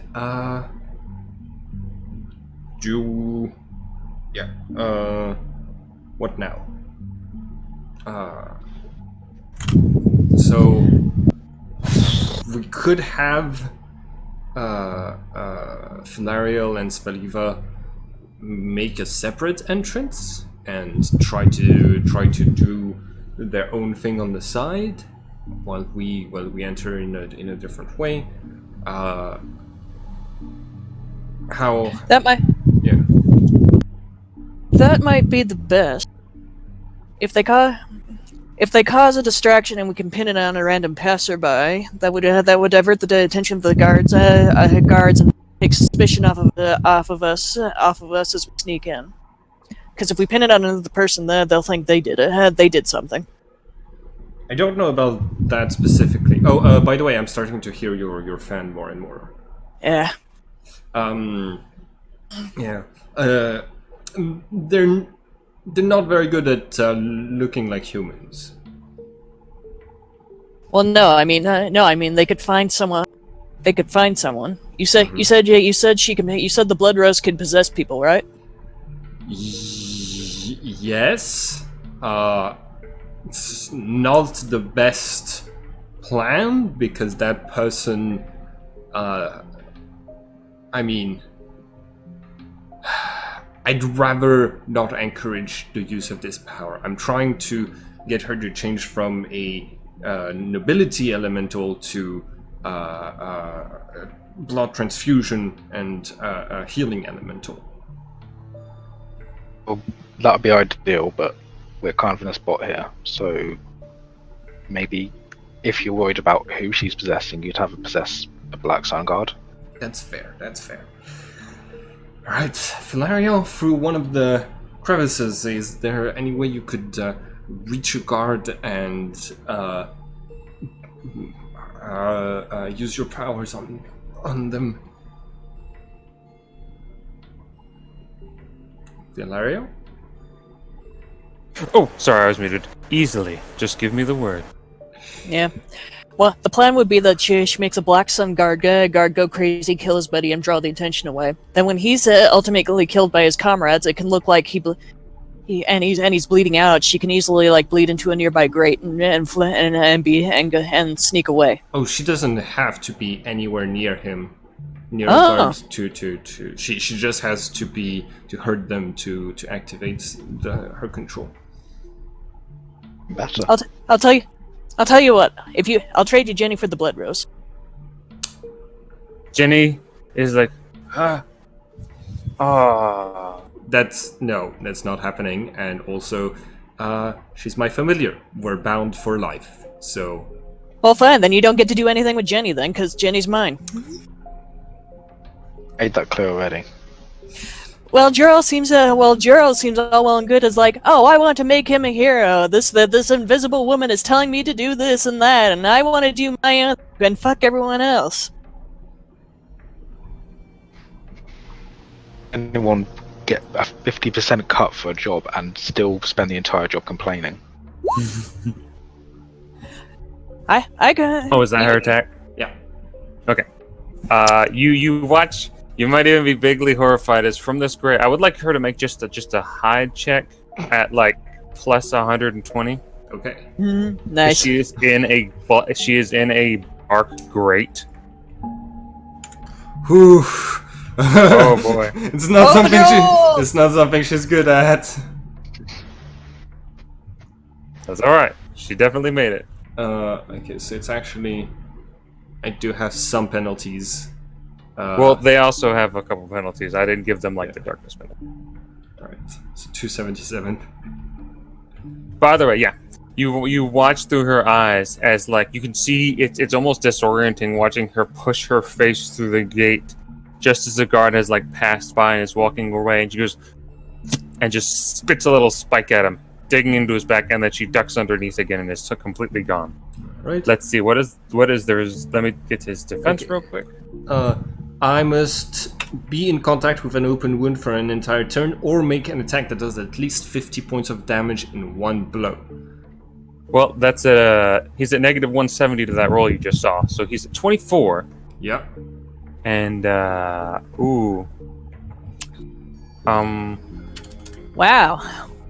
so 24. I think I'd be using I like the Tanto, because that would be like I don't want to kill this person with two-handed. just straight up murder. All right. So the Tanto does has a base damage of 100. I'm gonna like try not to kill this person too much. I will let you retroactively make a disabling attack if you want to. Yes. Okay. Maybe not disabling. What's the? Is it knockout or immobilization? No, it's the tripping attack that does half damage if I wanted to, right? Takedown. Takedown. Technically, disabling does half damage as well, but yes. Okay. Yeah, disabling. However, I don't think you can make a takedown with a projectile weapon, or were you trying to stab him? Oh yeah, I was just stabbing because if I use a projectile weapon, it uses up some of my life points. Oh, you're right. Okay, so in that case, you just see like this like tendril of amorphous blood shoot out, reach around and just right into his back. Right. All right, so I sacrifice 20 life points to activate this power, and then the guard has to make a physical resistance check of a difficulty of 120 or fall under her absolute control. all right. Now, what is the so it's 50. So he still takes it's 100 base damage for the Tonto. Yeah. He still takes 80 damage from that, but he's up. He's not. He is critical, but he's up. All right. It's 50 point. Yeah. So I do enough damage to activate the power. Yes, you do. But he also like Resists. he also resists. So you see him like stumble forward, like clutching the part of him that is bleeding. Let's see that critical roll. Oh yeah. How much damage did I do? 80? 80.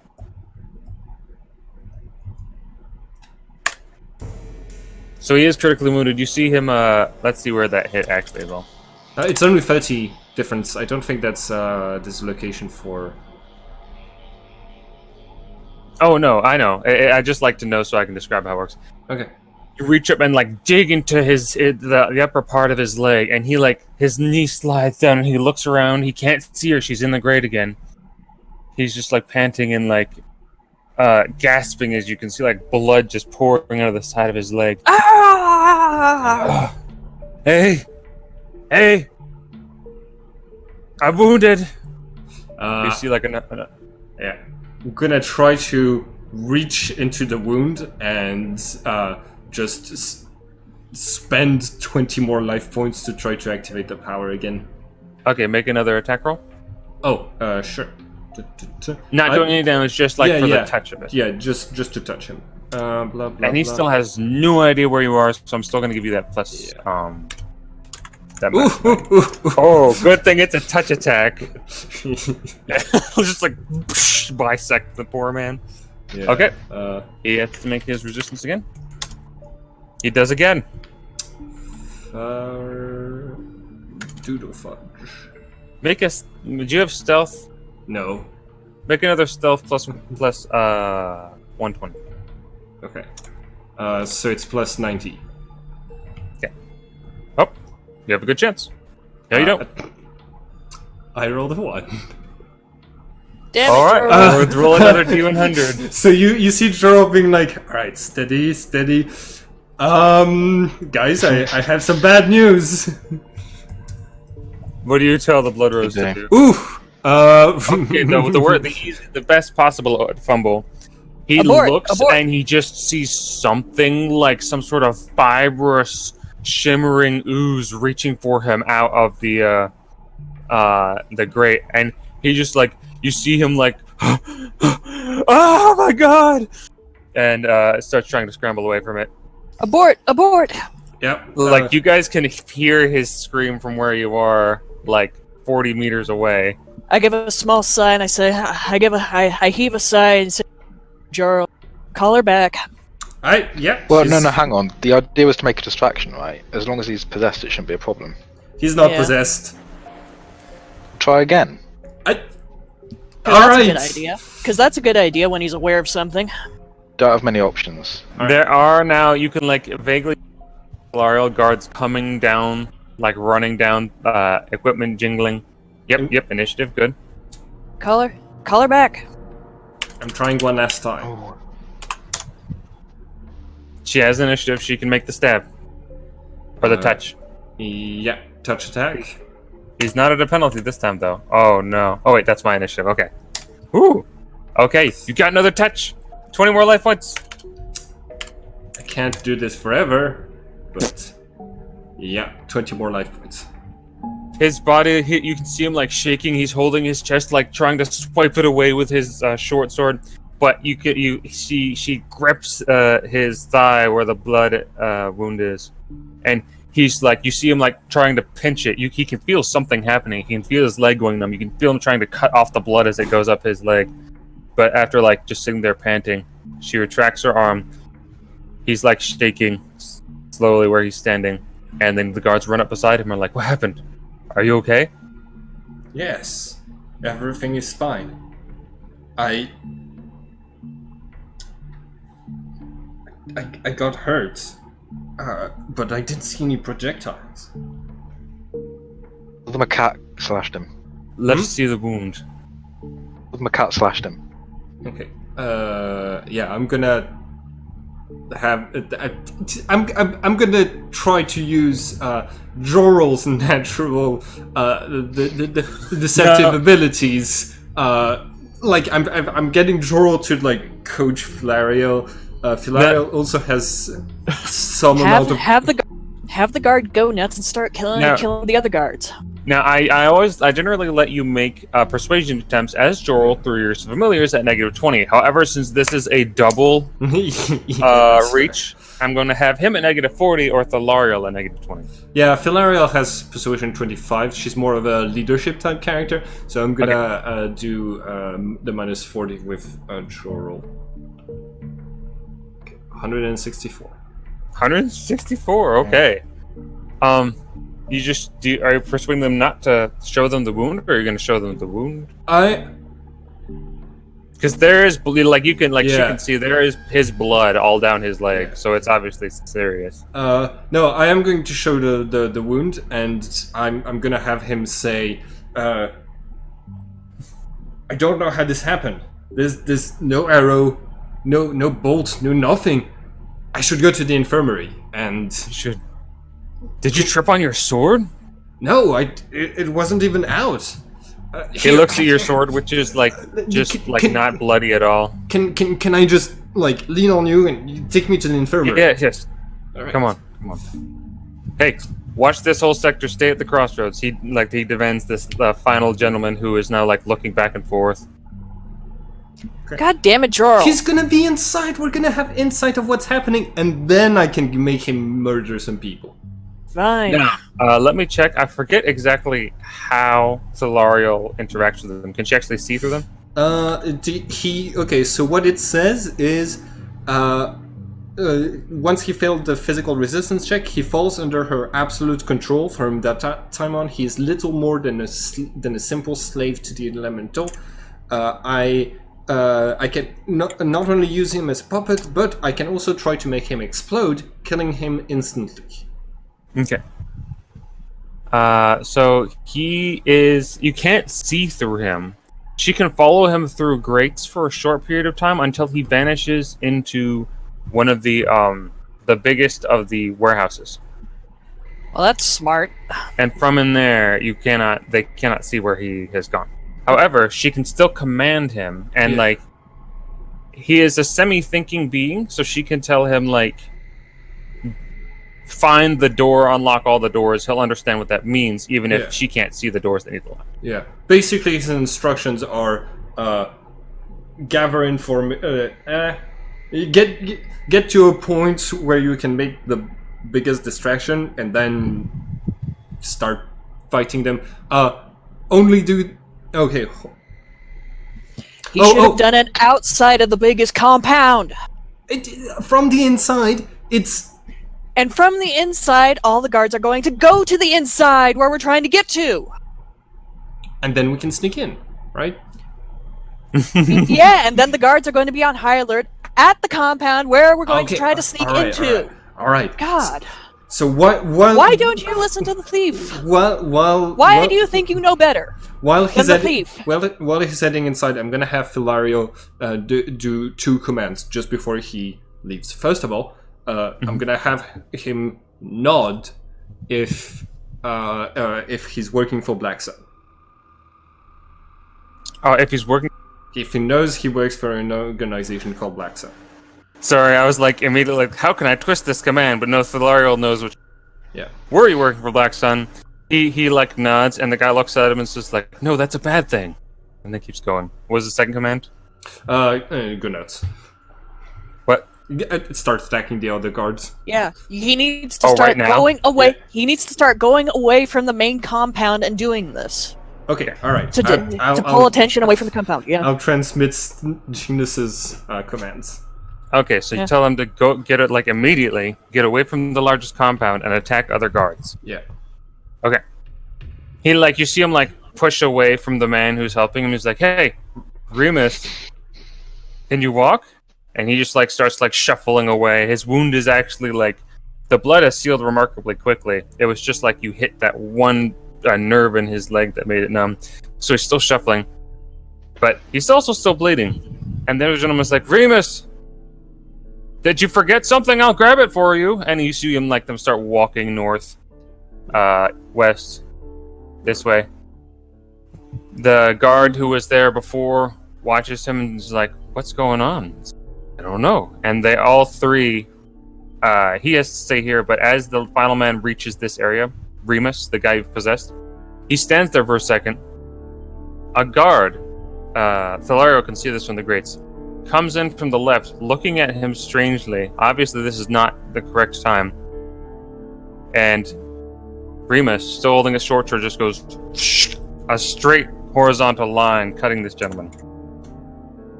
Right. Oh, I can confirm this is Black Sun for sure.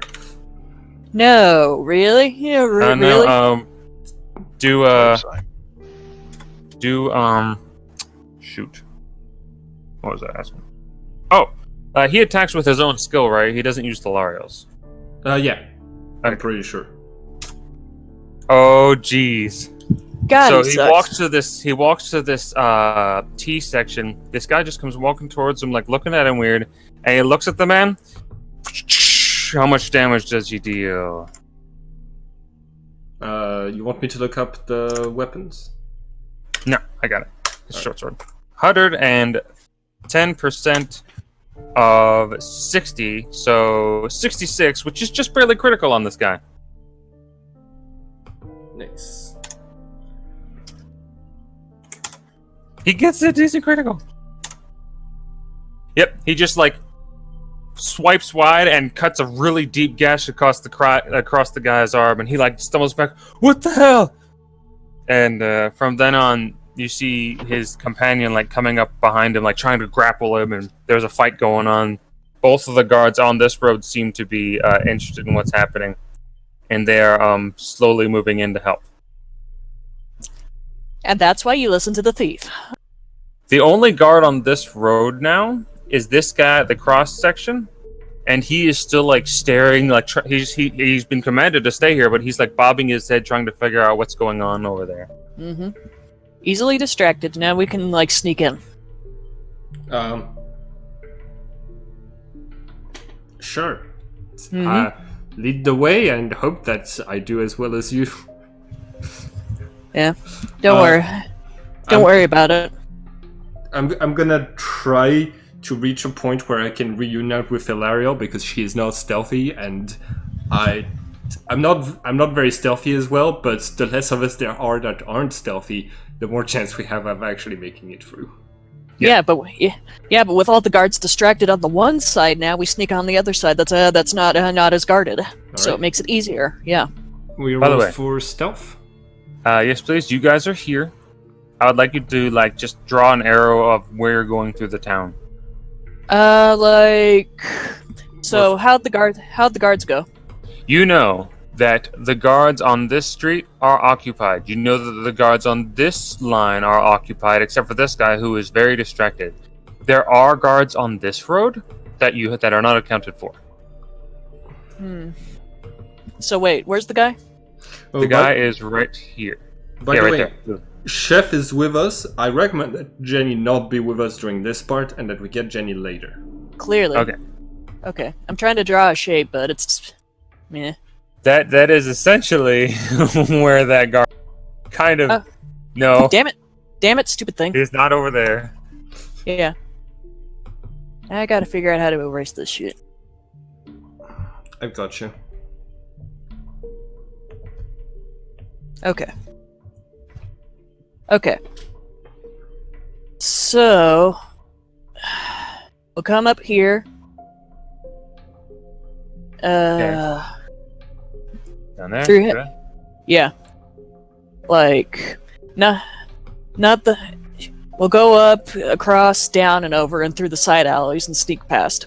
Okay. Now, once you get here, you know that down here is the compound they were going to bring him to.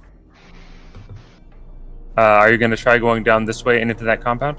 No, we're gonna take the other alleyway. Like through here? Yeah. Okay. Yeah. You sweep through this open courtyard. Does not seem to be guarded. Mhm. However, you can, and I would like you to where's all those stealth rolls. Yeah. Spending some fatigue on mine. Good idea. Nice. 245 flat. Juro did really nice. Mm-hmm. I put some points into it after the last few scenarios, just to. Yeah. Genus is good. Omen. Me. Omen's actually alright too. Let me get Chef. Oops. Man, whenever I look for Chef, I type in Chef instead of Razio. we could rename him slightly. I like Chef. Chef has 0 stealth, unsurprisingly, but he has an agility of 6, so he's only a negative 25. Mm-hmm. Okay. Woohoo. So roll a d100 minus 25.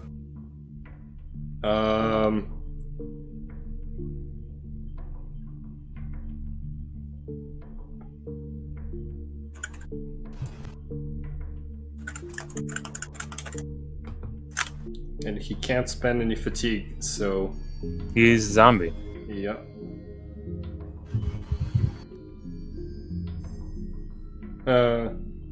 Omen? You still here? Yeah. Am I rolling for? Oh or- man.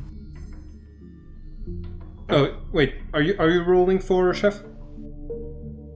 I don't know. Are you rolling or am I? No, I'm sorry. I was asking you to roll. Yeah. Okay. That was my bad. I might not have made that clear enough. Right. D100 minus 25 then. Yep. Open roll. Open roll. Open roll. Open You can roll. hope. Meh. 66, which isn't bad. Hold on a minute. Well, actually, no, that's not as good as I thought it would. Okay, so Ooh. as much as you would love to think that he was pretty stealthy, you know, if you were walking across the stone floor and you were like listening to somebody playing music outside, you might not realize he was behind you until he was like 10 feet close to you. However, even just down this road a little ways, you cut it remarkably close. You're just like, you could like leap and touch this man. You can still hear his footsteps scraping across the stone. And this man is obviously pretty well trained. So, Jorel, you make it. Genus, you're hidden on the other side. Omen, you're over there too. You turn around and watch Chef. Bang, bang, bang, bang, bang. And as he like gets into the shadows, you hear a startle like, "Hey, hold it right there!" Chef, stay where you are. Chef stops. His form is actually large enough to completely block this alleyway. Yeah.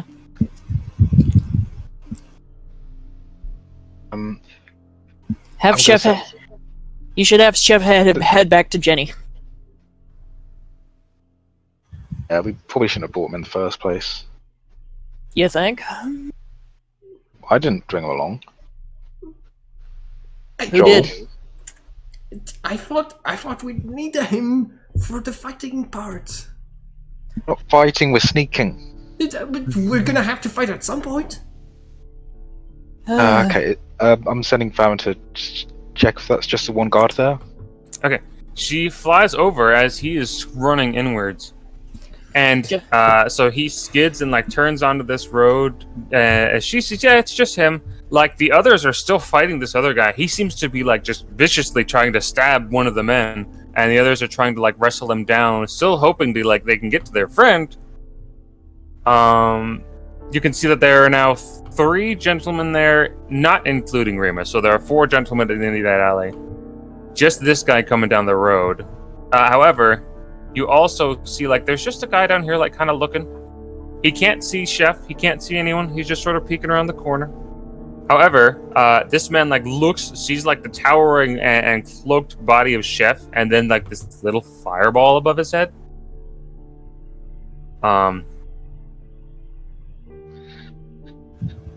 Anybody have any actions they're about to make? You see him reaching for a bag at his hip. Who? The guard? Yes. Just have Chef stand there. Reckon we have 15 seconds. I'm like really hesitating to take out my familiars and have them do something, but I'm just Don't. I'm good. Oh! Can I sneak and sleight of hand the bag away from him? And Chef can just murder him? Because Chef is between you and him, you'd have to sneak around Chef, who he is directly looking at. You would be at a negative 200 to that roll. Well, not technically negative 160 because it's still in a dimly lit area. Genus, use your cape. No, I'm not using my cape for this. Okay, Oh. everyone cover your ears. Okay. Cover my ears. Cast blisters from the other side. Oh, okay. What's the resistance on that? I know it takes 5 turns before it actually goes crazy. It's only MR 100 or PHR. Okay. So, these horrible whispers fill his ears. He like starts backing away, and from the bag he pulls a bell. A what? A bell. Yep. I Should have got the bag. I ring my bell. Shoot it. You ring your You ring bell? your- Oh yeah, okay. Everybody else is technically supposed to have their He ears fails covered already. one turn. He drops his which makes just like a light ringing on the floor, which like does like distract the attention of the man at the other end of the way, and he like just sort of like slowly slides to his knees and goes meow. Okay. You got 3 seconds. I get Philario to appear. Philario, she like pours over Chef's head and begins rising from the ground in her Yeah. Take the wicked bell. glory. Take the bell away from him, and then knock him out. Sure. Omen is aware that there is somebody who can see the man. He can't see anybody in the man. Someone else is coming. Okay. So I'm gonna have Philario snatch the bell away and just like cover it in liquid so that it doesn't ring. Okay, so there's like a it's over there now. Do you want her to like drag it towards you or just like throw blood over it? No, like bring the bell to us. I'll bring it over to us, and then as a second action, I'm gonna have Philario stab the cat man. Okay. Now did you pull her back into your body or did you make her appear from like a grate where she was still allowed to roam free? Oh, no, I made her come back into my body. I mentioned that, which means she has to roll initiative against the cat person who's against the guard who's now probably able to like act. Yes. Oh, rolled a 12 on initiative. Fudge that. Well, oh no! You see him like hiss at you and then suddenly like they look really confused and snag the bell, and unfortunately now technically all the rest of you can roll initiative. That's fair. If you want to do anything fast. It's just the rolls have not been in Joral's favor tonight. Well, today, I always feel like we're playing games at night because I only generally play D&D at night before. I want to stab the bell. You can stab the bell, but you have to beat him in initiative. Omen doesn't beat him in initiative. One doesn't. Omen white. Oh, Omen does. And Gina super does. By the way, you've all been told that there's another guard standing at the edge of this road watching that you will also have to deal with. God. All of you piss me off so much, so. Especially you, Jarl. That card's even better. Okay, so first of all, we definitely have Genus. You want to roll your open roll? Oh, why do I not have this open? Sorry. First of all, Genus, you are the one who needs to roll. Roll what? Oh. Initiative. I'm going to delete this for now, sorry. You guys are all at this little area. Okay, you don't surprise him, but you do have initiative on him, and you can stab the bell. Make an attack roll. You're going to have to run out to do this, but you can do it. Yeah. I'm not spending any fatigue on this. Okay. You hit the bell. Now I want you to make a breakage check. Well, how do I do that? Roll Which dagger are you using D10. for once? Yeah. I'm using the moon dagger. Okay, so that one's +5 right now. You roll 1d10 plus 5. R1d10 plus 5. 12. That was exactly what you needed. You sort of like slip your dagger into the lines, like the slits in the bell, and snap it. You can feel it bend, and the little jingler bounces out, and it's not going to be making any more noise ever. Mm-hmm. However, you now look to your left, and there's a guy staring at you, and like hastily begins fumbling for his bag too. You still have the option to move and attack with your offhand this turn if you want to. All right, offhand attack to like slice his hand that's going for the bag. Okay, you'll have to run to him, so it'll be a negative 35 to attack this guy. Chaos! Chaos ensues. Alright, I'm gonna take all of my familiars out. Any modifiers? Negative 35.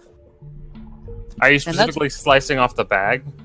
Yeah, slicing off the bag, and I put in 5 fatigue. So. Ooh, that's gonna be negative 85 then. But yeah. Well, can I just slice his hand so he can't? I'll just slice his hand then. So negative 35, right? Negative 35, and then hand is a negative, but I don't think it's as big of one. Get that aiming chart up, even though I know that Jorl has it right over there. You can hit the hand for only a negative 20, so negative 55.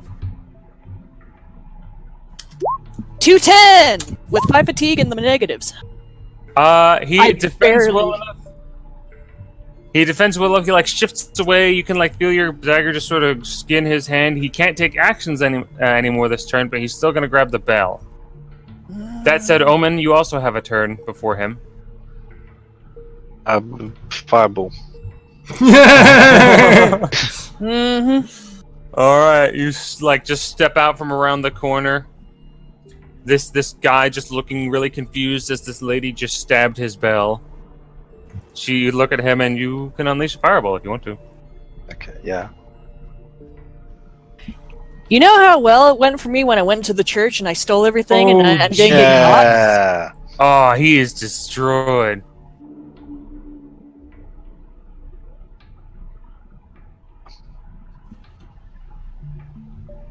Can he even block a fireball? Well, he dodges, but yeah. he takes a negative 30 because of second attack, and then another negative 30 because he has to run out of the range of a fireball. So he let's see here. 170. He doesn't have as much armor against fire. So 151. Yeah, okay. I'll bring us actually to a map here in a second. 150% damage. 75. 75 damage, because basic.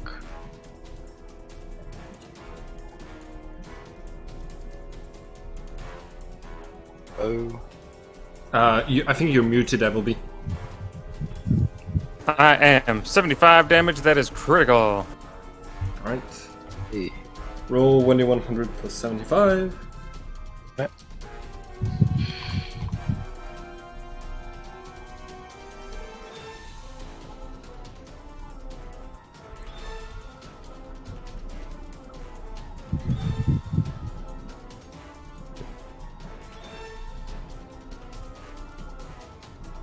Ah, shoot. The map I have prepared for this is actually like one street away from what is happening.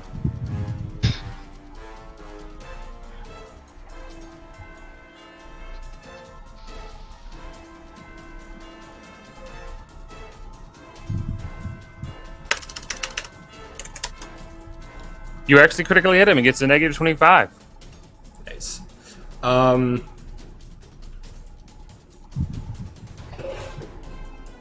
That explosion. And he's on fire too.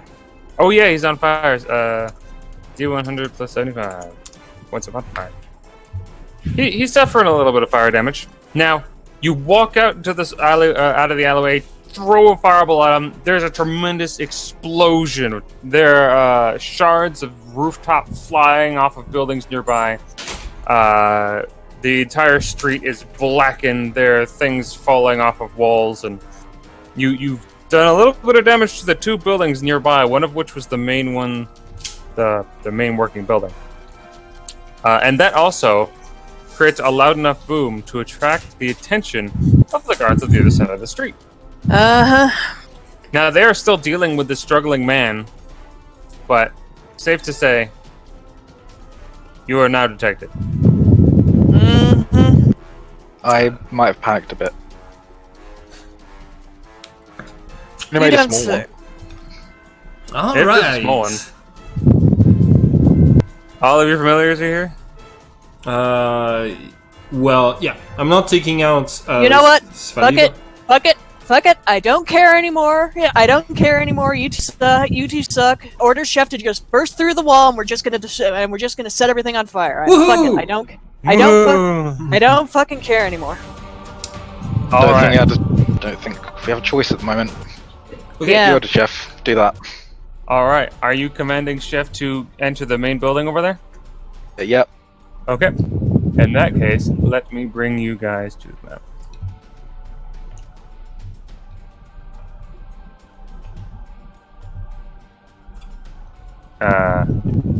Now, things won't be exactly represented here, but they'll still be better represented than they were on the large overhead map. Okay. Oh, nope, don't want that. Get out of my way.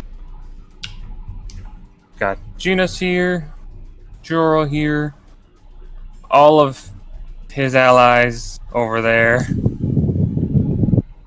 Right. And then the Chef is The one time we didn't forget Chef, it comes back to bite us in the ass. yeah. The one time we forget, we will remember Chef. him. Is so important, but also very loud. I mean, not sneaky. No. Now we're there. Okay. I thought I had an allied Chef thing. I do not, but that's fine. Okay. And let me see if I have everything on. I'm trying another one of those things where you can't technically see everything.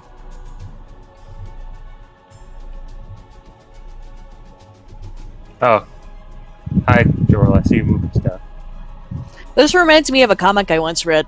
The thief sneakily stealths in, and motions for his comrades to follow. They just walk in, blah blah blah, yeah. Stealth totally destroyed.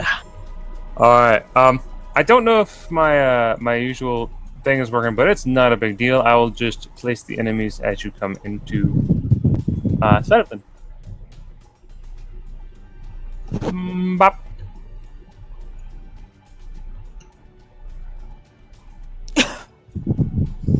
So, okay, good, everyone's on the right layer.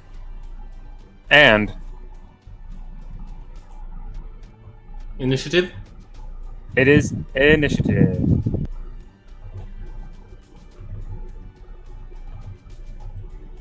Oh, well, let me get the initiative thing up on this screen too. Oh no, it is up. Okay. There you go.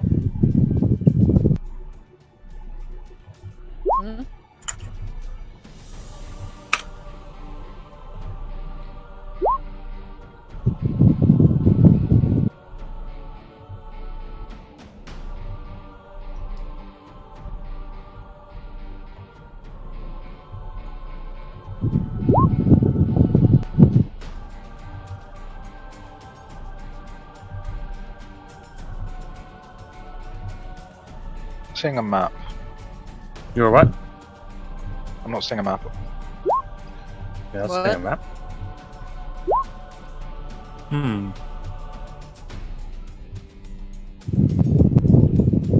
That is unusual. Let me give you that. Finagling here.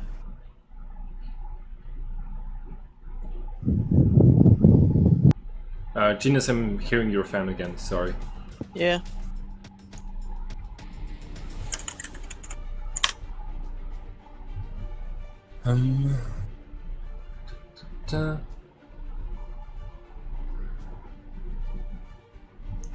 Maybe try reloading the page? Genus, can you I see did, the but map? I'll try again. I can see the map. Can you see? Well, you're a GM. Can you see the map, Genus? No. I've done something wrong. Uh, Oh no, it's totally okay. Everything is working. Just I forgot how everything Is there works. no lighting? yeah, you, No, there is lighting. There's lighting. I just haven't given anyone sight. Yeah. See you now. Yeah, there we go. I forgot that you guys can see. You don't need it, Joro. So I'm not gonna give you sight. You can already see the entire map. Yeah. Okay. Anyways, on command, Chef goes tearing down the street. You guys are all about 10 meters this way, so about 30 feet beyond the edge of the screen.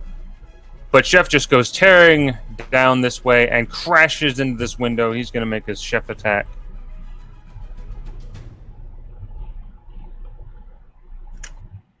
He's going to make it with his claw because he doesn't want to use his razor attack yet.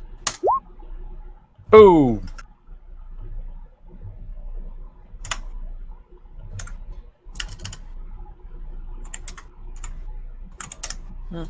That is enough to break through this windowed, walled section here.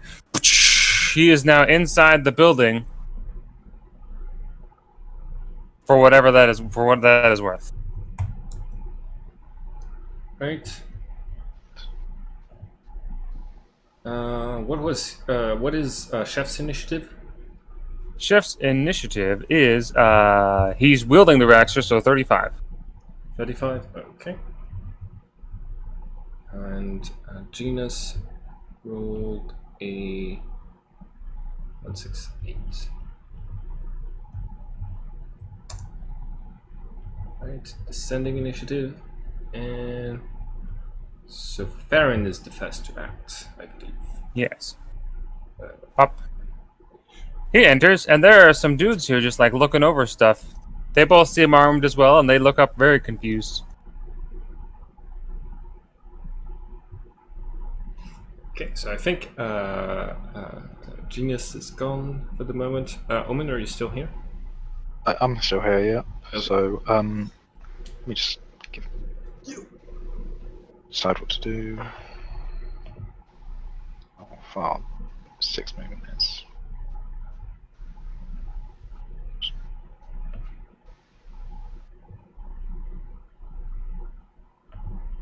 And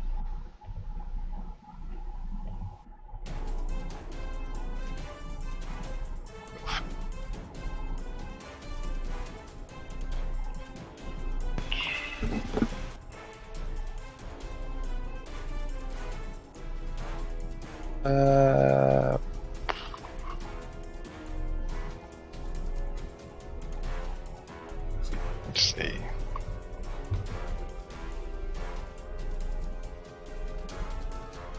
That should be under me. Yeah. So I was gonna move. Just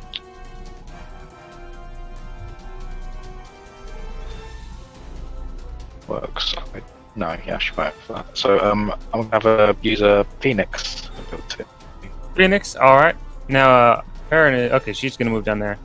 You've already measured her movement speed out. She can move 85 feet. No. What?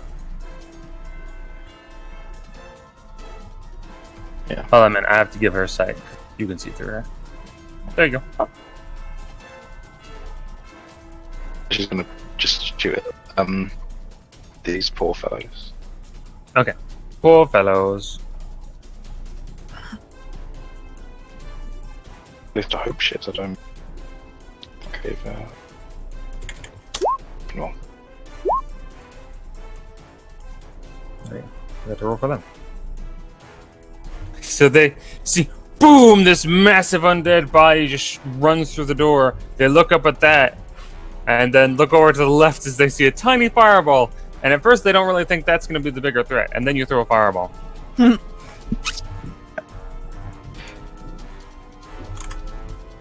1 and 2. Oh, they roll really thinking well.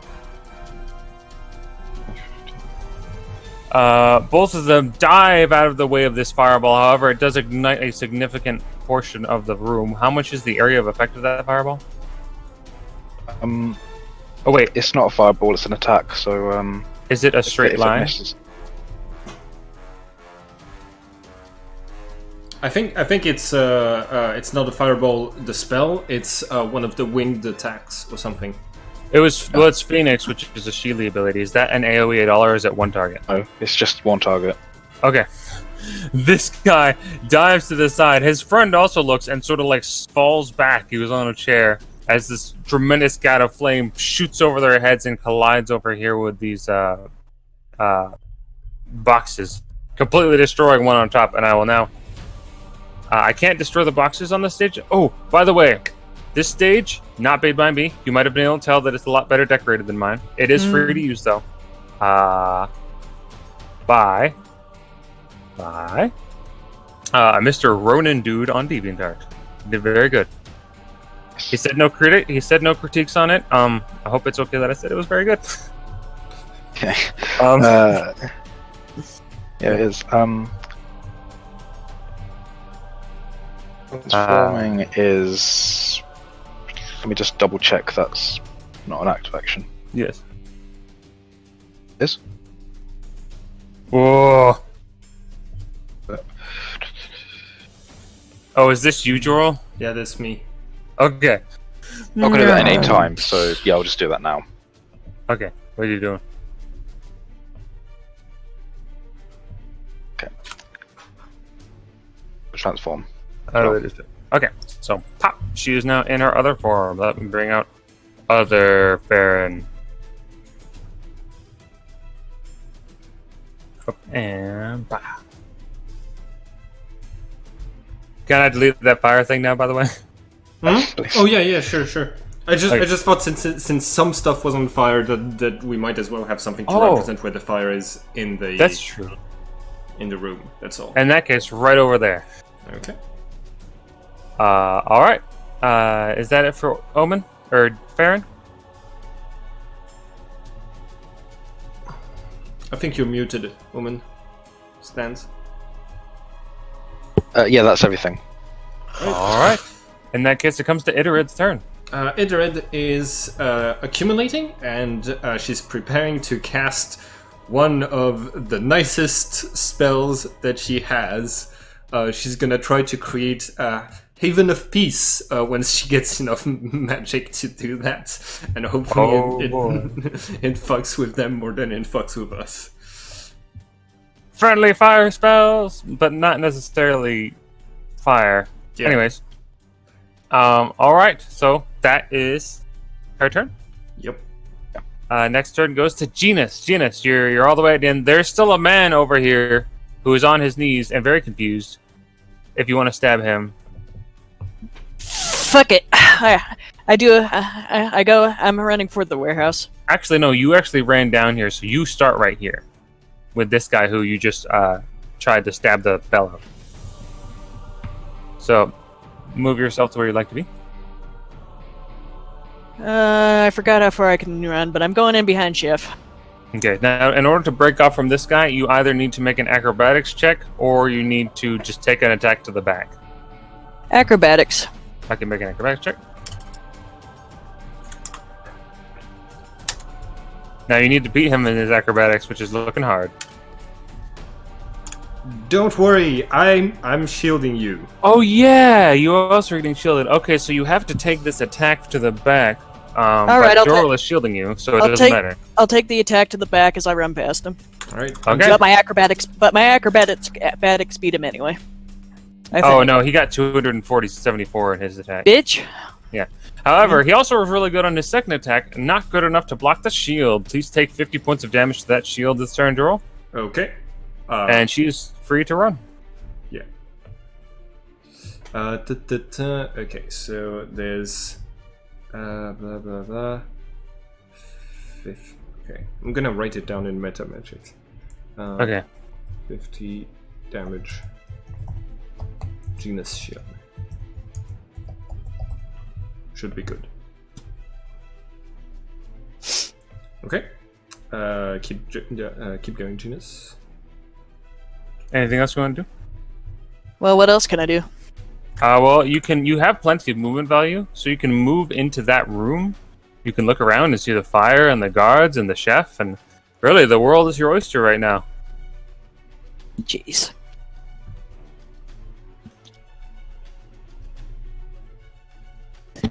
Well, what can I see?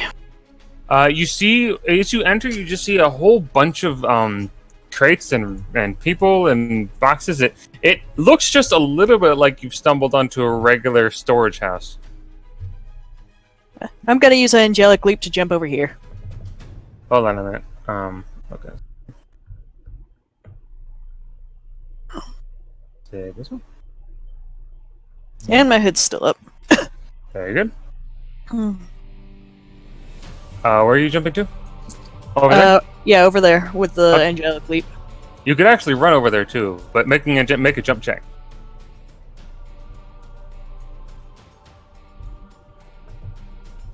$104 flat. Alright. Well, I don't know if that's with the bonus of the cloak. However, you can definitely jump that far. Yep. Found this spot right here. And there's a doorway there. I opened the door. Alright. Hold on, I was actually just trying to prepare that icon.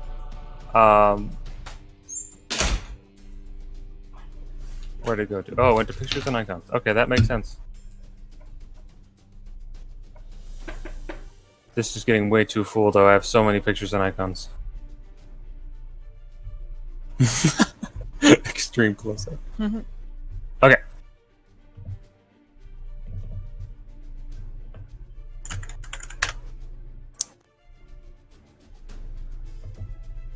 Alright.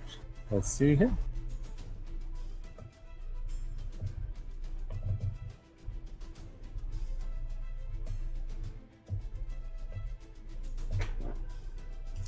You open this room. This room seems to be sort of a chamber for foreman or some sort of leadership. There are several chairs around the table here, as you can see. There's also a ledger, like a couple of bookshelves with different notes on top. And just rising from his chair is this strange man who, for all intents and purposes, looks like a very gaunt, very pale older gentleman.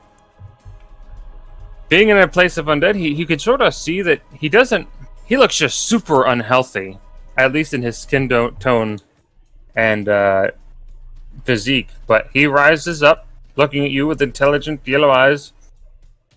It's like, what is the meaning of this? Quick, sir! Quick, sir! We're under attack. Oh, we are we? Mm-hmm. Make a persuasion check.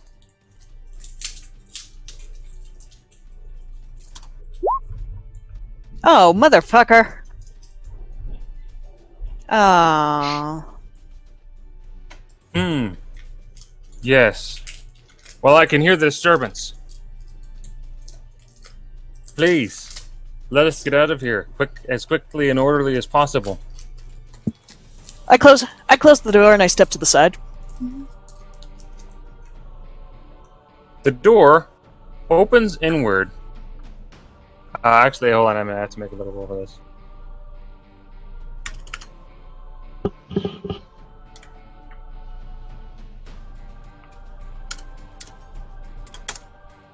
Oh yes.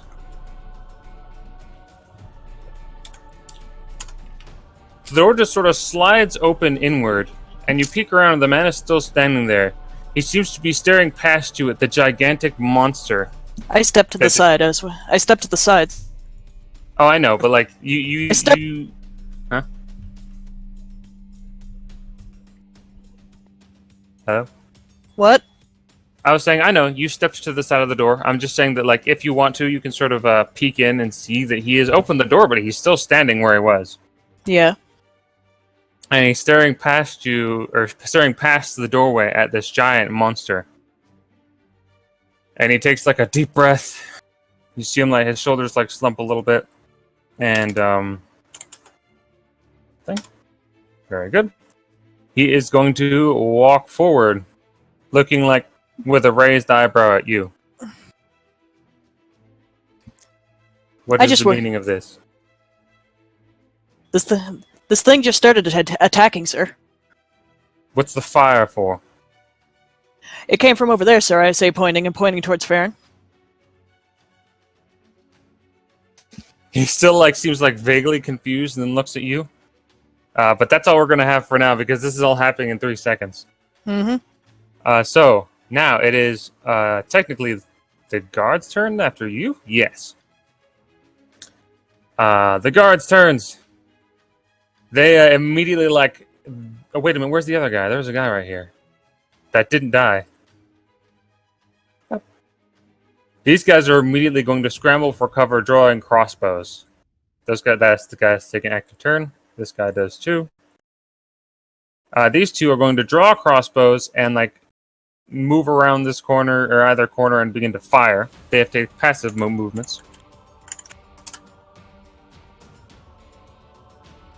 First shot at Chef. Second shot at Chef. Chef has to make 2 dodge rolls. Do you want me to make those? Probably. Okay. Mm-hmm. With his giant axe, 1 and 2. He just sort of like lifts his raxer and like idly, casually blocks both bolts coming at him. Yes. It is now Omen's turn. Okay. What about this guard right here? Oh yeah, I forgot. Oh yeah. He sees all of these people at the end of this hallway and is going to dash for this doorway. He busts up in here, has to get a key to unlock this door, and then we'll wind up back here, locking it behind him. Okay. Okay. In that case, I'm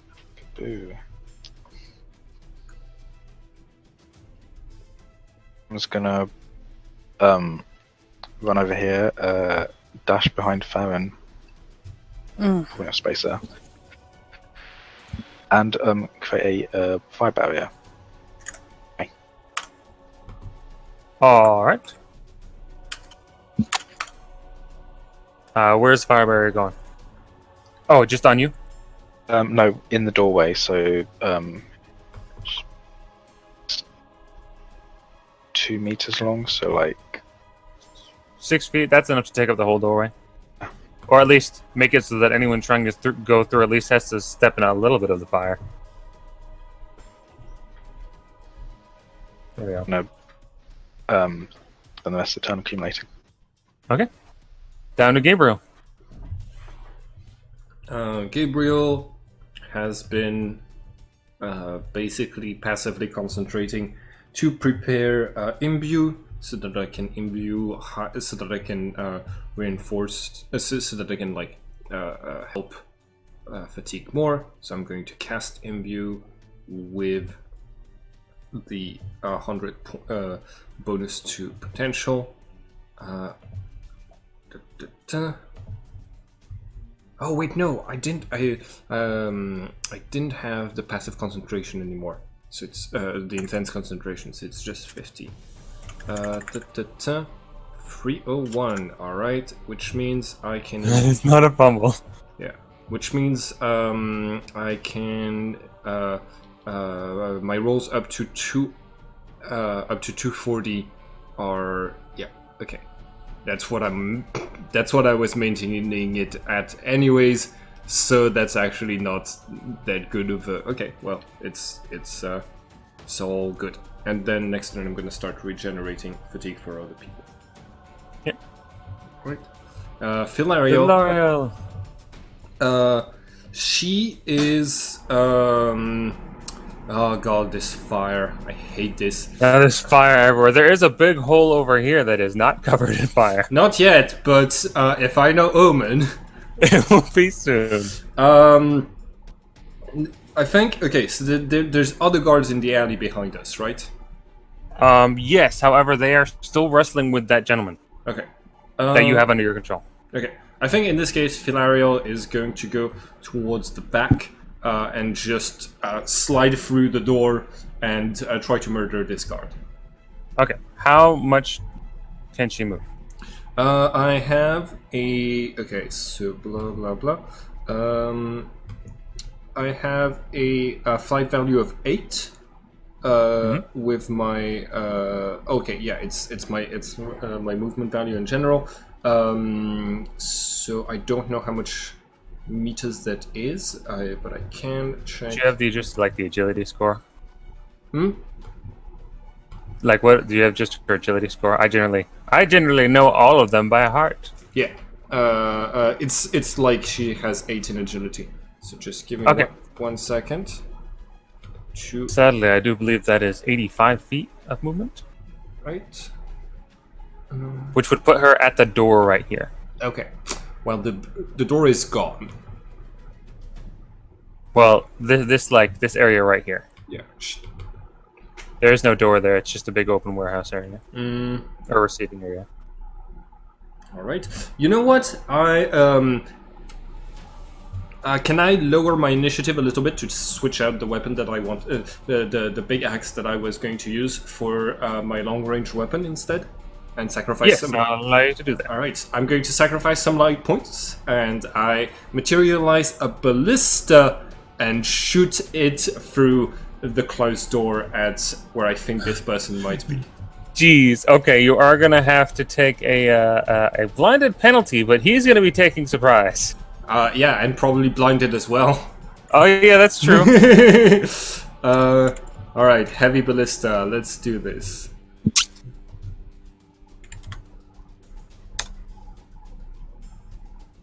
Oh, he gets a positive score somehow. Okay, and I've got a minus 90 for I can't see, right? Yes, minus 90. Okay, 171. How much base damage does a ballista have? My total damage, because it's gigantic ballista, is 295. 295? Yep, that's my damage. Holy cow. Okay, so I was going to say, well, we have to make sure you break through the wall first. You definitely break through the wall as you deal over 500 damage to the wall. And then carries through to the gentleman. So that is... He actually has thrust armor. Is it +5 or anything? No, it's not +5, no. Okay, so then he has a good bit of armor against you, but that will bring it to 70% damage. All right. So wait, so 70. Okay, so 0.7. No, 0.7 times 295. That is 206 points of damage. He is super dead. He slams the door shut, like pulls out his crossbow, like pulls back a bolt and says, "Lock and load." And the wall explodes and just collapses onto him, and also this giant blood spear impaling him. Yeah. He is slumped against this table when you enter the room, covered in debris and dead. All right, that's gonna be it for my turn. And I didn't even have to enter the burning building. No, you're free of burning. All right. Jorl is going to move along with the rest of the group. I'm going to be following behind. Basically, all of my familiars are going to be moving like toward here, and I'm just going to start preparing to summon the Wheel of Fortune if I need to, but I don't think I'll need to. Okay. And Chef. Chef's turn. Also, I had to use some life points to use the heavy ballista, which is why I'm not gonna do it that often, but it was fun. Omen, what does Chef do? You might be muted? Stance?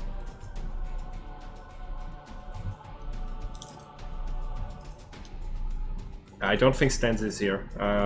Stans! Do you want us to roll a new initiative? Yeah, roll a new initiative while we figure out what this guy's doing. Alright. Yeah, I can see his camera now, and he's not there. Okay. Right. Dudes, 55. Was that the wrong one? It was. Stans, it's Chef's turn. What does Chef do?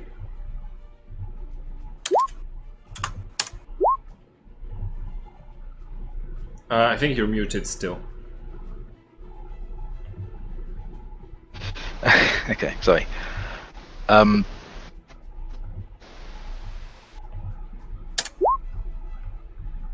Oh. Ooh. Rolling for. Oh, some we're rolling for initiative for the next turn while we were waiting. But go ahead. Okay. It's your turn. Chef, attack the nearest guard. The nearest guard would be this one. It just saw crawl behind that wall. Boom. Boom, boom, boom, boom. It takes a negative 25. Do you want to roll its attack of 190? Okay. D20. E. Ooh, all right. It has a little bit of armor against you. 10%, so 30.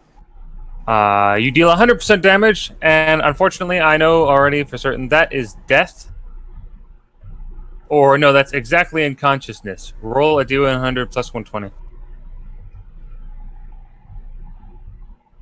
And then he has to physically resist against Raxter powers.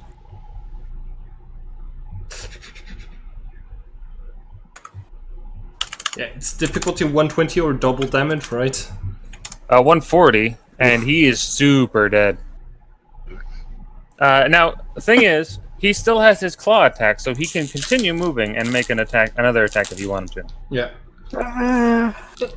In fact, since the claw attack is made to immobilize people, it's generally better to try to immobilize them and then stab them, but against low-level peons like this, I don't think it's that necessary.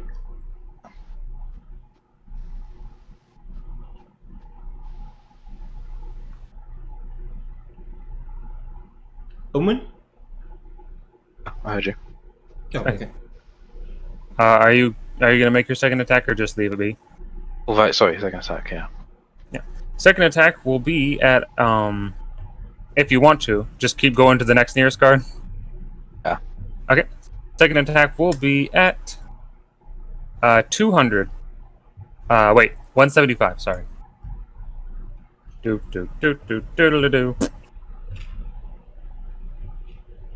Oh no! E. Heroes good too.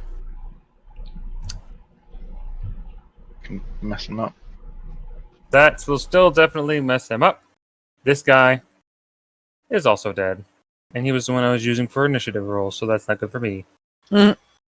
All right, and now that is the end of his turn. Correct? Should be. New initiative? Well, yes, new initiative, and Chef is first.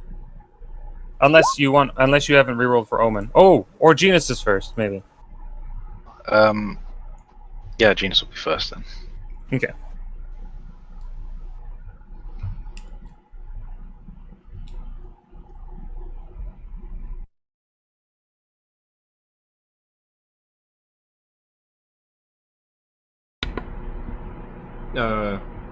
Wait, so Vampire Dude is gonna be the first to act? Or Genus? Oh no, Genus. Okay, Genus! So is my danger sentence going off around this guy? Hello?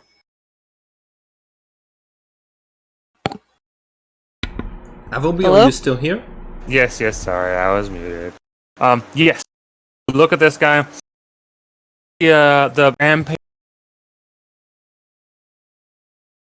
killing is when you hear him like go, oh, hell. And then you start to feel like the vague sense of danger. He kind of like shifts his eyes Say towards again? Say again? you do feel a bit of danger. He's like exasperatedly looking at Chef and then like shifts his eyes towards you.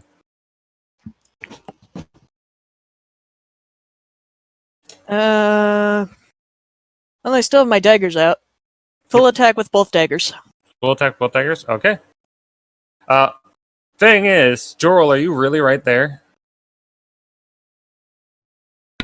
Wait, Iterate is really right there? Yep. And you don't have any way to see into this building. Nope. Okay.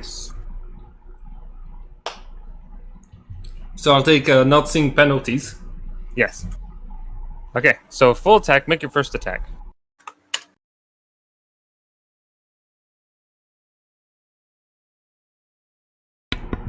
And you take a plus 30 since you're in full attack. So Sun Dagger, I'm at a plus 35 then? The Sun Dagger isn't plus 5, it's plus 0 right now. The Moon Dagger, So just it'll be plus 30. What? Just plus 30. Yeah, but it also has a 5 because Because what? Moon Dagger, 5, Night. Oh, yes. I thought you were attacking with the Sun Dagger first. Yes, Moon Dagger has a plus 5. Yeah. Now the Sun Dagger, That'll be plus 30, but any negatives? Nope. Because I'm ambidextrous. All right. You get ready to cut into this fool, and you swing the first dagger, and you find him like just sort of like almost casually stepping aside, reaching into his long robes and pulling out something you've seen just once recently in the home of that rich, wealthy gentleman. And he delivers it right at you. Fuck.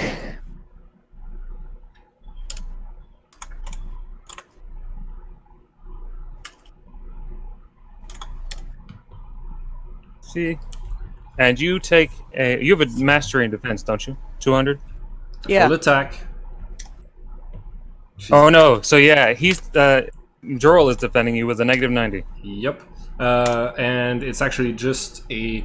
Okay, so it's negative 110 because I'm shielding somebody else, but also, on the other hand, I have plus 20 because I boosted that shield. So 150. Alright, so you swing and you find yourself like leaning forward into a strike you felt like was sure to hit, but he's just beside you. You hear the click of the pistol, and boom! Deafening blast. You take... What's your thrust armor? My a lot. It's 5?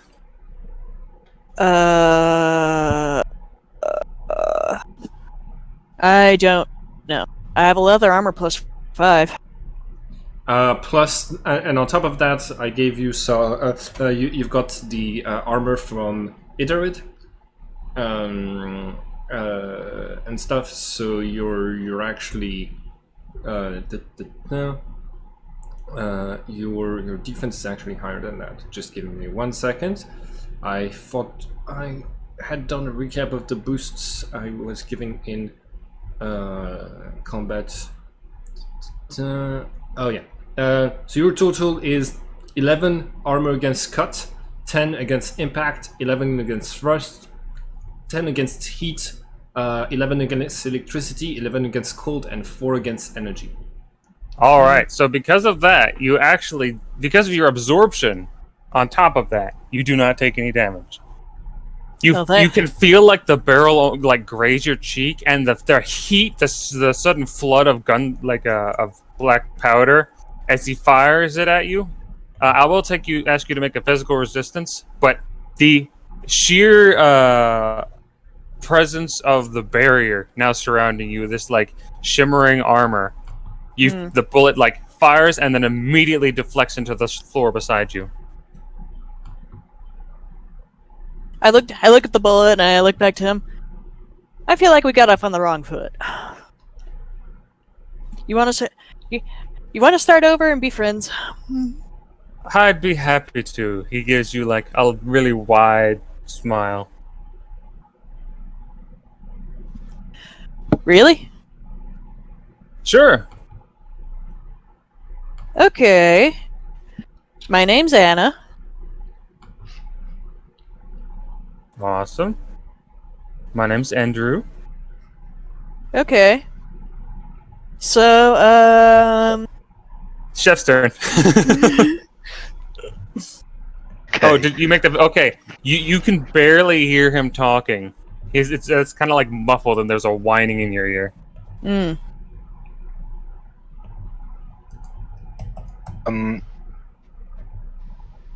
Like,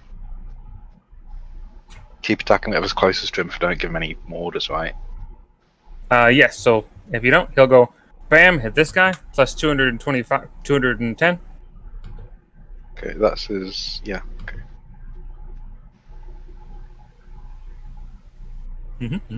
Okay. That guy takes only 50% damage. And then he has to make his Raxor pain check, so... Wait, which is he? Oh, he's attacking the Vaxor first. Yeah, this guy. This guy takes almost half of, like 1 point, half of 1 point shy of half his life, so he doesn't get critical, but...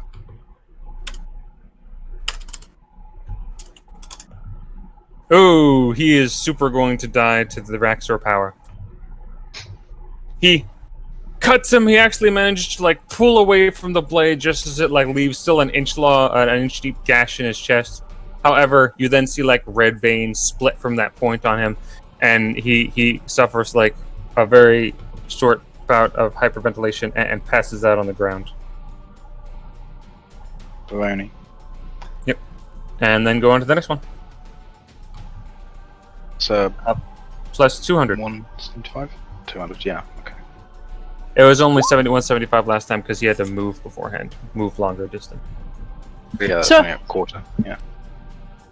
So, Andrew, how'd you like to work for me? I can pay you money. How much money? How much are you paid right now?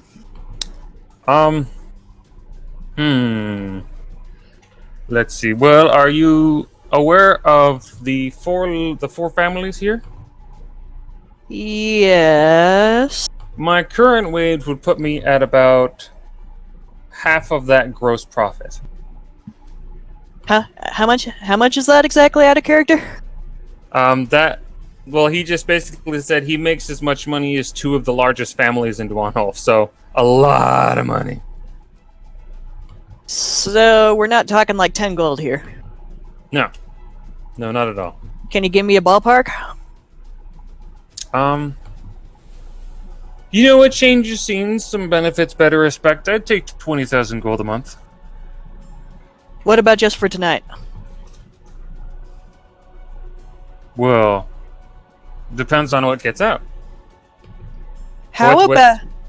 Oh, that's your second attack. Sorry. Yeah. How Okay. about I Oh, pay that guy you... lives. How about I pay you to go to a brothel for the night? He like looks at his gun and like casually bends it in half. You think he's breaking it, but no, it is just a little bit different than most flintlock pistols, and puts a bullet in it. You know, as amazing as that sounds, Dwanholf women were never really my thing. And he like shifts his eyes towards you and smiles. You have your stager sense tells you something bad is about to happen, but you can't. Do you have a see supernatural? No. Okay, then you cannot see it. Yeah, but I So can want you dodge to it. You can make a dodge check. I want you to make a dodge at negative 120. She's full attack. So Oh yeah, you're right. So you only have to make the dodge for her at negative 90. Because yeah, technically minus 110 yeah. in total. Iterate. Minus 10. All right. You take no damage once again thanks to the armor, but I need you to make a strength roll, a D100 or a D10 plus your strength of 5. No way, roll with it. Yeah.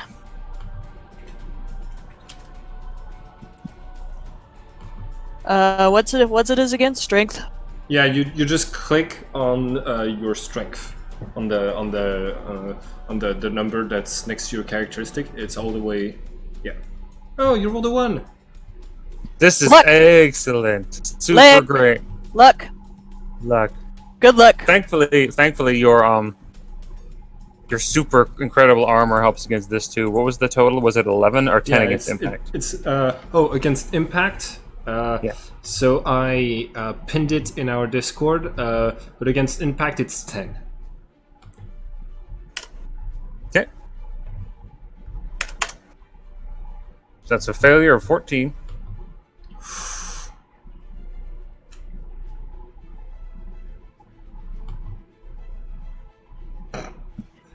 I got good luck. Can't I re-roll it? No. No. That's actually another point, that thing you can do called Touch by Destiny. Yeah, it's another it's another advantage you to get. Okay. You go this way. You go this way all the way into the wall and then fall outside of the building. And because of your heavy impact armor, you only take 50 points of damage. Whew. This tremendous force hits you, and even though you can like feel like this buffer between you and everything, the first few boxes you go through feel like paper, but then the wall hits and everything stops and all your organs get squished to one side of your body and you stumble outside of the building. That took half of my LP. All right. Oh, okay, so critical. Roll a physical resistance, please.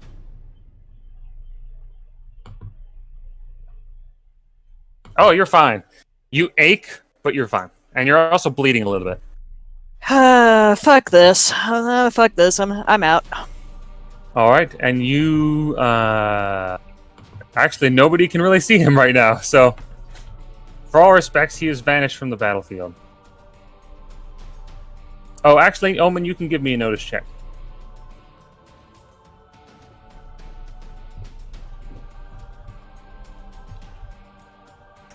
Just Omen? Just Omen. You can see that, I know. Wait, muted. Yep. I just need a notice check from Omen. Doing it.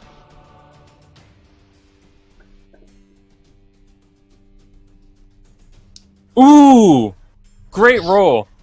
You're doing all this, like you're burning stuff. You're having a good time, and like just out of the corner of your eye, you see movement in a window over here, and there's just you see like somebody kind of peeking out at you. This like he's you can see him kind of well. He seems to be hiding underneath the window. This older looking man with very like bleached white skin and hair, and doesn't look very healthy.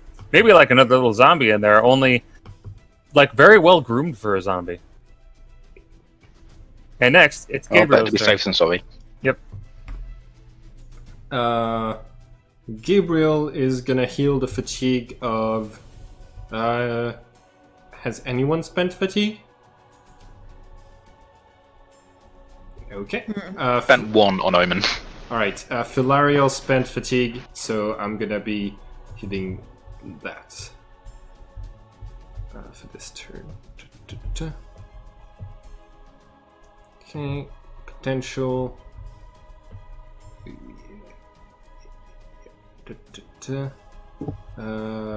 Imbue, eliminate fatigue. Here we go. Potential. And it's gonna get boosted to the next level. So that's 240.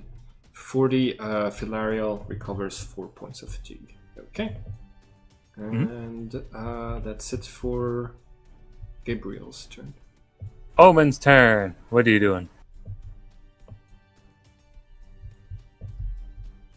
My mouth falls what I'm doing, sorry.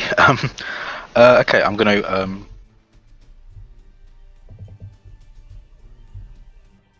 okay, I'm gonna yell at Pasty over there. Hold it.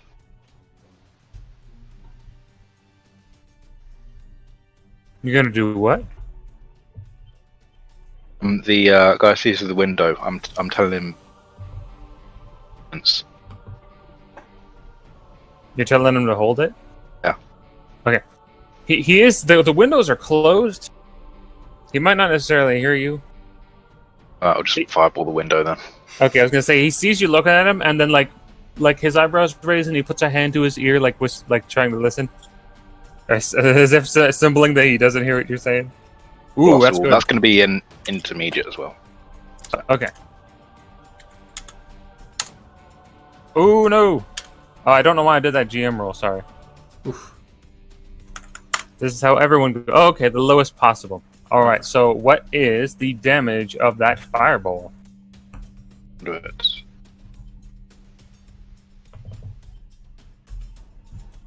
His damage is 100, so 100. Oh, okay.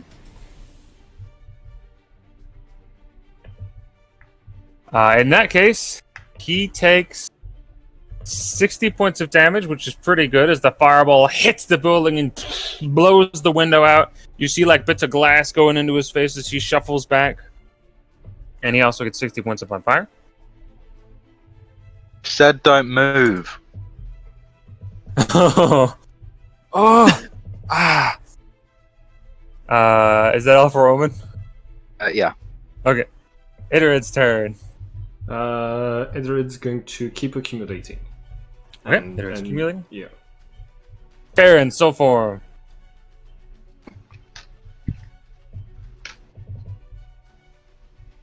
Left is there's one guy that Jeff's gonna cleave in half in a second. What was that? She's gonna shoot at that one? I'm just gonna take out soul form, I guess, because what that guy dealt with. Okay. So she pops back into normal form and that's her turn?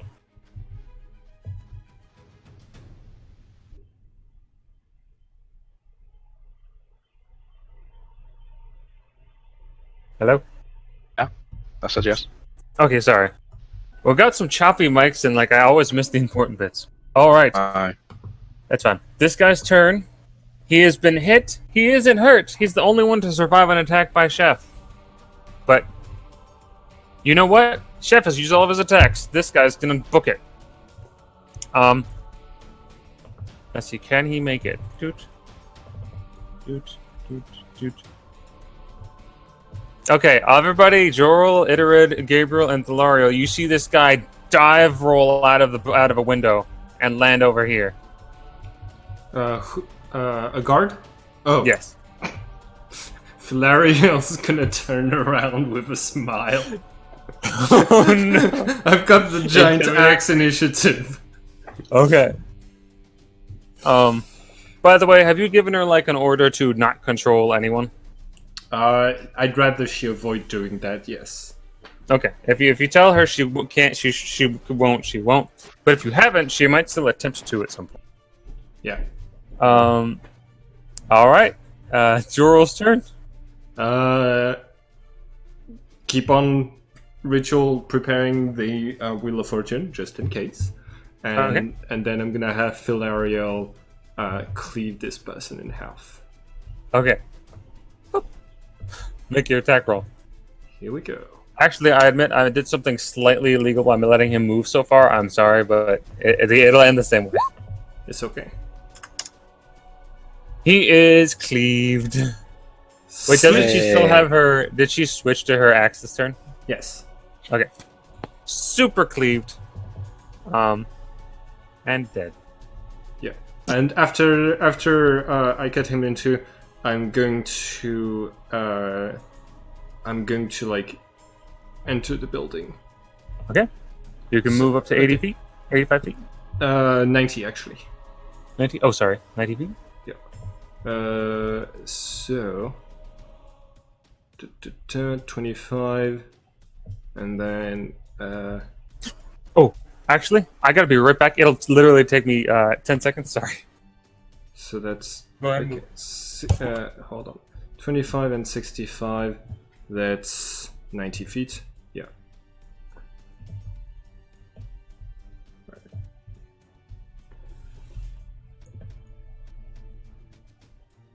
All right.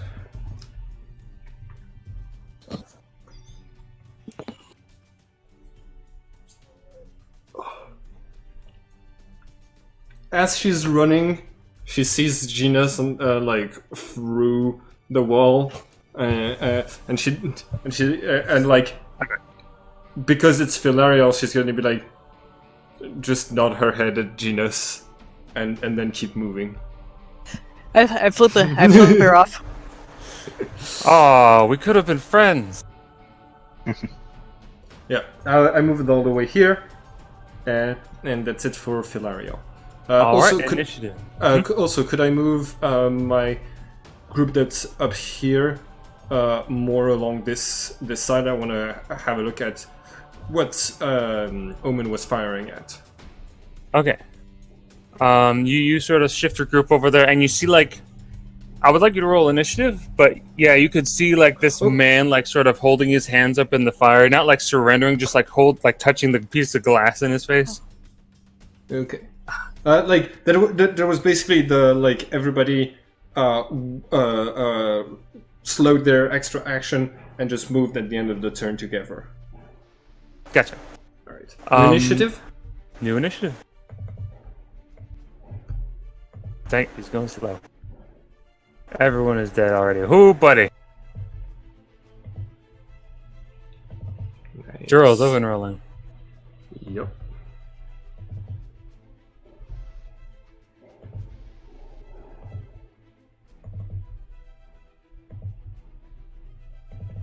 Oh, yeah. Everybody. Oh, by the way, Jorel, make if you want to, I'll let you make a search check with a negative 25 for moving. It's vision based, and you also get a negative 40 for through the flames and smoke. Okay. So a total penalty of what? You have negative 50 for vision. Okay. And So negative 110 total. okay. 50. So that's another Minus 60. Got it. So I'm at 0.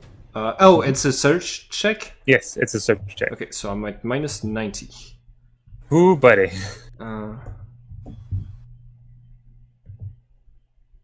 Ooh! Open roll!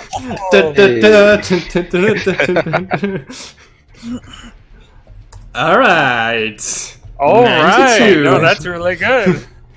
You're peering through the smoke at this guy, and even though he's like lightly touching the piece of glass a bit in his face, there's like some char. His hair's like blown back. You immediately recognize this man. Ah. He wasn't lying when he said his name was Andrew, but that's about all that you know. He's not a member of the Black Sun family, but he is a very old operative, one of their originals and one of the most powerful ones they currently have. All right. I turn back to Oben and I say, "This one's an elite. I know him." Light him up. To light him up. Yeah, that's the plan. Hold on a minute, let me get Chef again. BRB. Chef, get this guy. Okay. Genus is technically first, but since he's over there, you still here, Genus? She Okay. just left. So, We're gonna hop over to Omen real quick. Yep. What is Omen gonna do? This guy is going to passively begin moving. he moved. Gone back in. Ah, okay.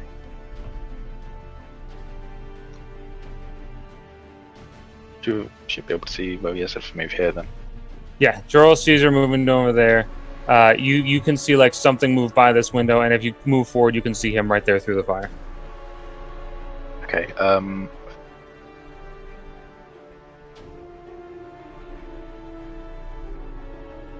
should have enough for 2 medium fireballs then, so I'm going to do that. All right. Burn him up. Burn him up. Do I know anything about Andrew's fighting Jeez. style? Ooh!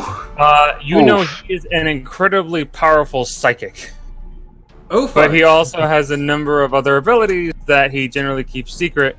Alright. Oh, geez. Not going to get Okay, used. though. I'm not gonna get to use him. That is. He still has some armor against you, so that's 40% damage. Okay, 40 damage, that is. 40. Okay. Second attack.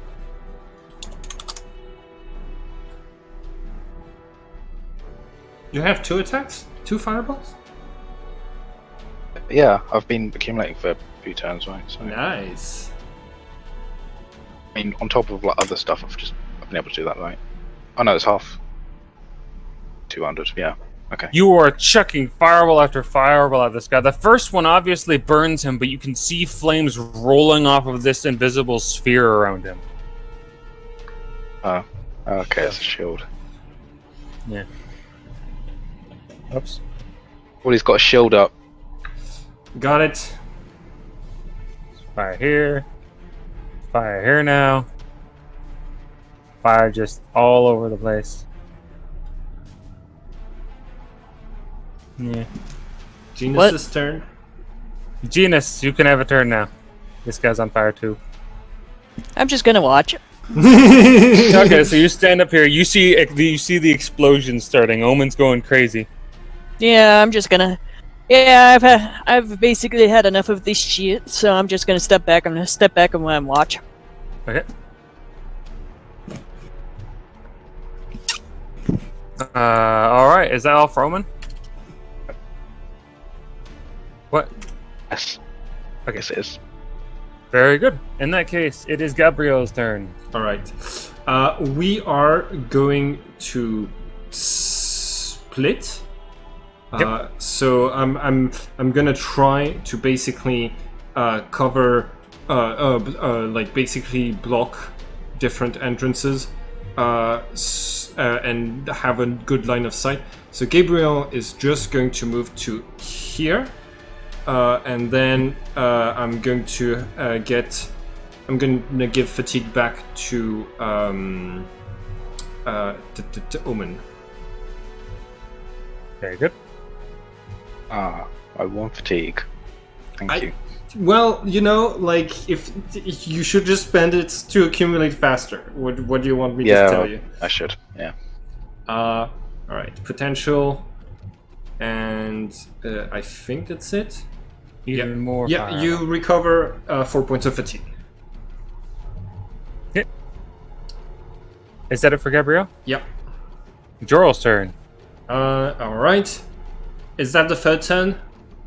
That is the third turn. Okay. I like how the fire has an initiative for some reason. Oh, it's because I clicked it instead of the guy, the Yeah. soldier. Okay. Joral moves to here, and I'm going to unleash the Wheel of Fortune. The Wheel of Fortune. Make your roll. It's been 3 turns, so I think I'm at minus 20. I'm semi nearby. I can check too. Alright, if you could check, that would be perfect. Yep. You are at minus 20. Yes. Alright. Minus 20. Okay, that's pretty good. I'm gonna. Once throw the D100. I'm doing it. Okay, you do it. No, yes! Oh my god, this Is it 9? Oh, it's the judgment. Is that the thing that redoes things? That undoes things? Oh no! No, I don't want to do that! Hold on a minute. Is Oh, 97 the judgment? Yeah.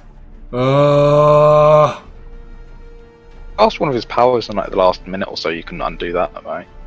I was gonna say, I might, if he used the shield, I could undo his shield. Yeah, I'm gonna undo his shield. Yeah, that sounds great. Omen said out loud, he has a shield. He did say that, yeah. So I'm just going to cancel the existence of the shield. Okay, wait, It doesn't get a resistance, it's just gone. yeah. Is okay. So I think that's it for my turn. I'm also gonna cancel any other spell he's cast in the time that Judgment is able to retroactively cancel things. Okay. Technically, that would also retroactively cancel Eunice being thrown through a wall. Yeah, you know what? I'm doing that. Genus, you're all good. You didn't take any damage. You didn't get thrown through the wall. Bad news, though, she's back where she was in the fire. You know what? I'm also gonna cancel just the fire that's around her. That's Okay. Yeah. Yeah. Judgment is nice because it's basically like the ability from the big boss of actually his name is just the boss from JoJo's Bizarre Adventure, but it can affect things up to hours in the past and just cancel them. Kind of. Yep. Okay, cool. That's it from. So hold on, just 1 second. I passed by. The difficulty is 240, so I passed by 150, which means I can undo 1 minute plus. Okay, so I can do 20 I can undo 20 minutes of events. So if whatever he's cast in the last 20 minutes is cancelled. All right. And I spend the Xeon for that, and that's it for Joral's turn. Okay. So Genius comes soaring back through the room. All the fire seeps back into this orb around him and then vanishes as it is brought back to the time when it was created. He still remains burned though. You see the energies of his shield evaporate and then go into the room and then swirl into a ball and puff out of existence. And he stands up looking around, his eyes obviously wide, and he slowly turns to look at the window. Says, Octavius! Oh, fuck. Hey, buddy! I go by Joral now. Got it. He looks to Genus, who is like standing next to him. Your friend was talking about working at a deal. Maybe there's still hope for that? You shot me. Yes. I was also set on fire for my troubles. Do I it would call again. that even Stevens.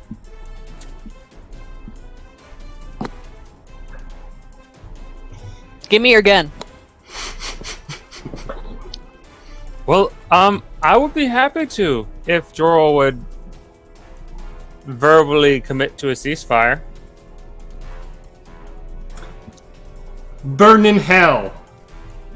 Ah, it's Andrew's turn, Oh. but he has been put on the defensive this turn. Has Yeah. he? Has he? Yeah, by the Oh, fireball. yeah, by the fireballs. Okay. Hey, Andrew, do you want to team up against them? He looks like you see, like his eyes like widen a little bit. Make a persuasion check. Are you lying or are you not lying? At this point, I'm seriously considering just murdering Jorl. Okay. I cancelled the fact that you were shot. I reversed time for you and healed all of the damage you've taken. It's true. You have 50 health back, and you are no longer dizzy. Yes, but you're yes, but you're starting to become more trouble than you're worth. Look who's talking. Oh, let me think. Who's the one that wants to go after Darksun? Who wants to get the attention of the Inquisition, and who ruined up my stealthy plan?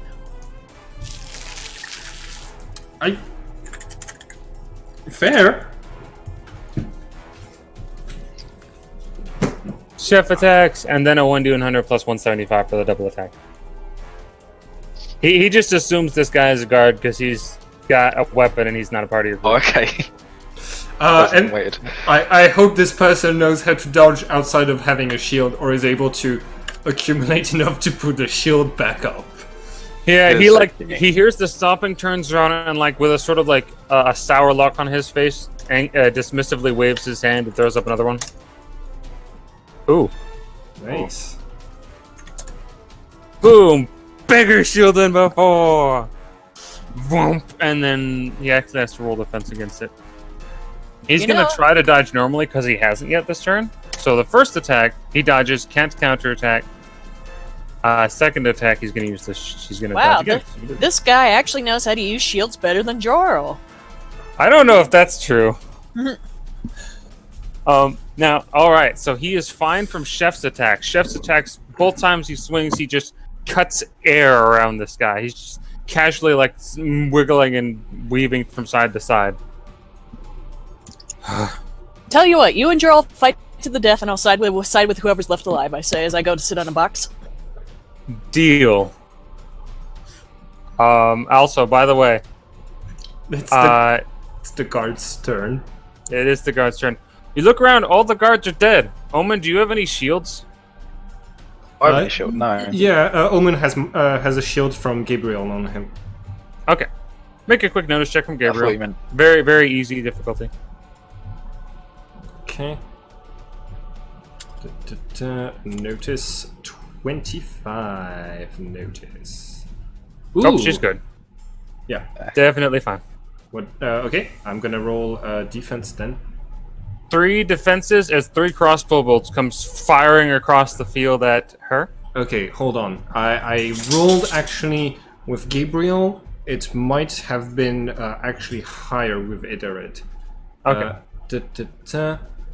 Just checking. It might also have been lower. No, it's much higher. It's 60. It's 55 points higher. All right. Okay. And then Like, the difficulty was actually 40. I thought she had lower than that. I'm sorry. defense. I'm protecting somebody else. I'm at minus 40. Do I have any penalties for sight, or am I good because I can? You're see? good. You Alright. just see the 3 guys. They actually have some armor on. They run up, drop knee, and then aim crossbows. First one's fine. Okay. Oh, I need to do 3 defenses. Got it. Here. All right. So I'm at minus 20 again. And minus Second one's fine. 20 a third time. Third one is fine. You take 150 damage to her shield. Okay. It's got 500 life points, so I think he'll be fine. Okay. Three bolts bounce off of the shield defending you, Omen. Yeah. It is now Oh. initiative. It's now? What? Now initiative. Initiative. Wait, no. Filarial. Oh, she didn't go. I don't. Yeah. I don't. Farron didn't go, Idara didn't go, and Filarial didn't go. I'm sorry. Or- Farron. half. Okay. Half the cast. Yeah, sorry. Boop. Back to regular size.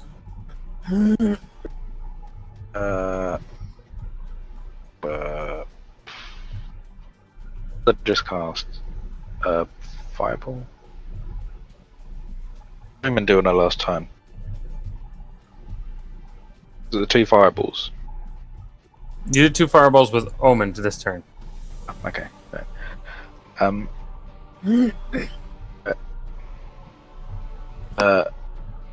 Farmer's gonna jump into the fire then, and cast Phoenix. Use Phoenix again rather. Okay. Phoenix on him. Make your protection roll.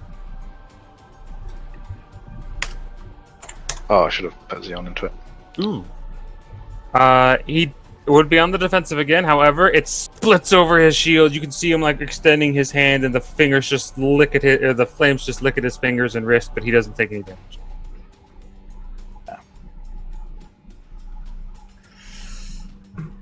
Okay, well, she's fine in the fire, so Okay. Okay. Alright. next. Idarid's turn. I think I'm gonna have a go with Filario first, so that I can look up an essence spell real quick, and then for Idarid's turn. So Filario is going to attack with her giant axe. Where is she? She's behind that wall. Oh, yeah, she is. But Is she gonna break through the wall? Yes, she's gonna destroy the wall. And now that the fire isn't there anymore, basically she's going to ram her axe through the wall directly into the back of this person. And because she has multiple points of views from Joral and Gabriel watching the scene, she knows where to aim. She might not have the full not seeing penalty, but he probably will for his defense. Because I'll only give you the partially obscured points. Okay, nice. Unless you want to make an area attack, but I think a partially obscured is still better. Yeah, and I don't want to hit Genus accidentally, so I'm not going to do an area attack. Okay, so a giant axe.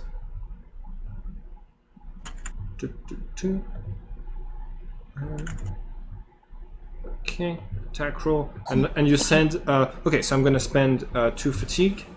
Very good. And you said minus 40 is the sight, is the partial sight penalty? I thought it was only minus 30. Let me check it real quick. Okay. Oh, wow. I actually zipped right to that. Partially is negative 30. Yep. Okay, negative 30. And attack, 232. Okay. He is going to...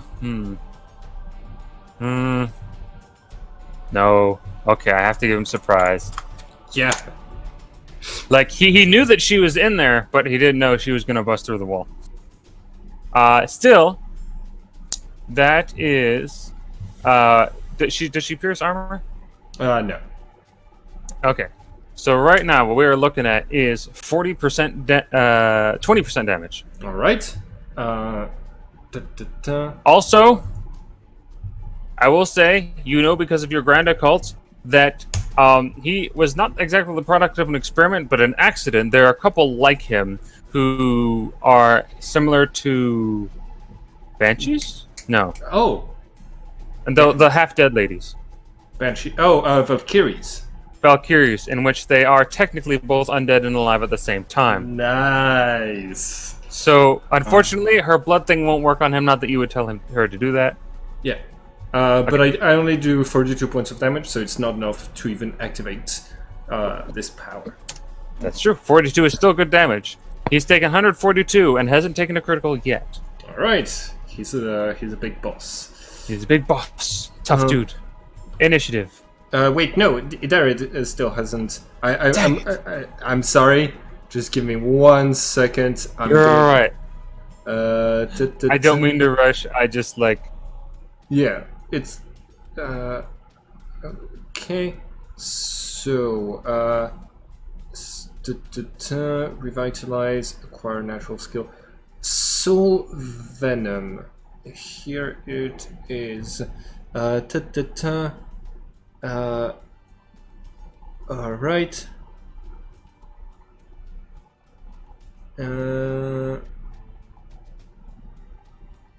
Okay. Yeah, I am going to try to poison, to use soul venom on Andrew. Okay. So You will have to step over here if that's okay. Yep. What is Idrit's intelligence? Her intelligence is. 1 second. Just need to figure out the details of this spell. Intelligence 10, so I can cast it at an intermediate and only spend 90 points of zero. Let's do this. Okay, so that's 90 points of zero. Alright, magical projection. 224. Okay. 24. He, despite being an amazing fighter and kinetic, and the fact that his shield can block energy this turn, cannot see magic. Ooh. All right. So that hits. So he has to resist level 50 venom, which I can basically customize to my needs. So I'm gonna try to. What are the options? Loads of options. Okay. You can make him hallucinate. Alright, so okay, poison levels. Poison resistance is against 100. Okay. Now that is if it If it's well, that's technically if it takes place in the next hour or two. If you want it to take place like right now, it'll be at 20 less. okay. So a difficulty 80 to resist, and I can like choose what it does. Yes. Blindness. All right. Now, small problem. He has to fumble, but he can fumble. Okay. Yeah. He doesn't fumble. Sorry. That's fine. Yeah, that's it. That's it for Idarid. Okay. In that case, just so I don't step on anyone's toes. Initiative? Initiative. Initiative. This time, Okay. yeah. Yeah, I did it this time. Dang it! Can he not? Oh no! He's rolling low on his initiative. Dang it! I didn't even put it on.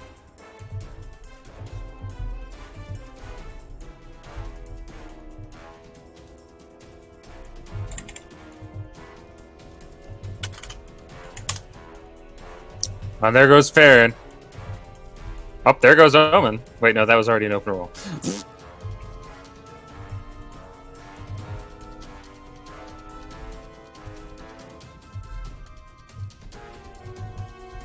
Oh, I'm gonna try it.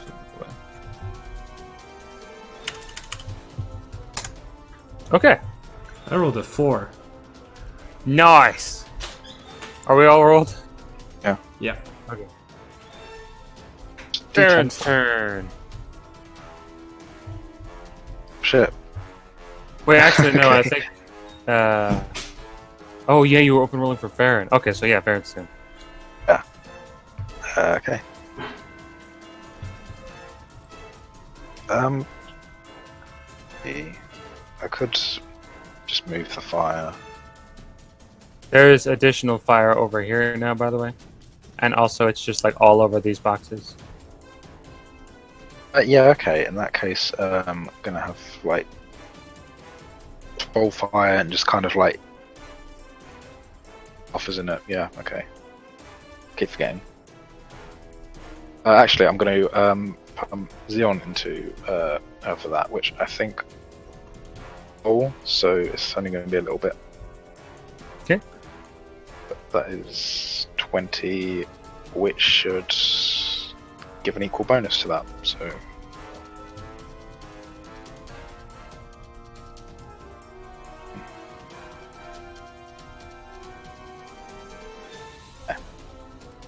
That's terrible.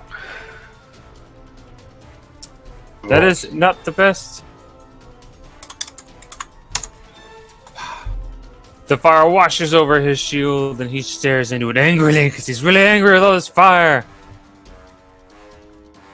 I mean, fair. Is that all for Fern? Yeah. Okay. Iterid's turn. Physical control. I'm gonna try to take control over this, over Andrew's body. Okay. Give me 1 second. Creation magic. Vitality. Recuperation. Create memories. Physical control. Alright. So he's not a mage, so it's likely that he might not be able to resist this. Okay, so this is the 4th turn. I've accumulated. Okay, so 100. That's 250, and I spent 90, so that's 160. Okay, I'm going to cast it at. Okay, I'm going to spend 2 points of fatigue to cast it at the intermediate level. Very good. And it's going to be a mystical resistance of 120. All right. Is this automatic, or does he have to chance to block it? He should have a chance to block it since he has a shield. Blocking. Okay. That is not great for me, because I need to roll... Oh, he's at negative 90, obviously. I think that's invisible, right? Yeah. Okay, Sure so it you is. do hit him. Alright, cool. And magical resistance is 120. All right. Now, again, he's really good at that, and he has a really high magic resistance for some reason. Damn it. Alright, and I spent 180 points, which brings me down to 725. Alright, that's it for its turn. Genus, just chilling? Genus? I think you're muted. Yeah, I'm just watching. They can. Okay. Yeah. Alright. Soldiers are firing another volley at Omen. Ouch, owie.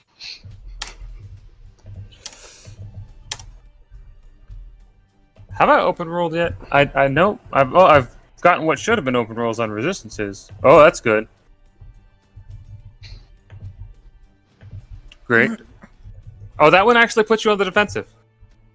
Oh. One of the crossbow bolts, like you're preparing to cast spells, like hits the barrier but doesn't lose full momentum.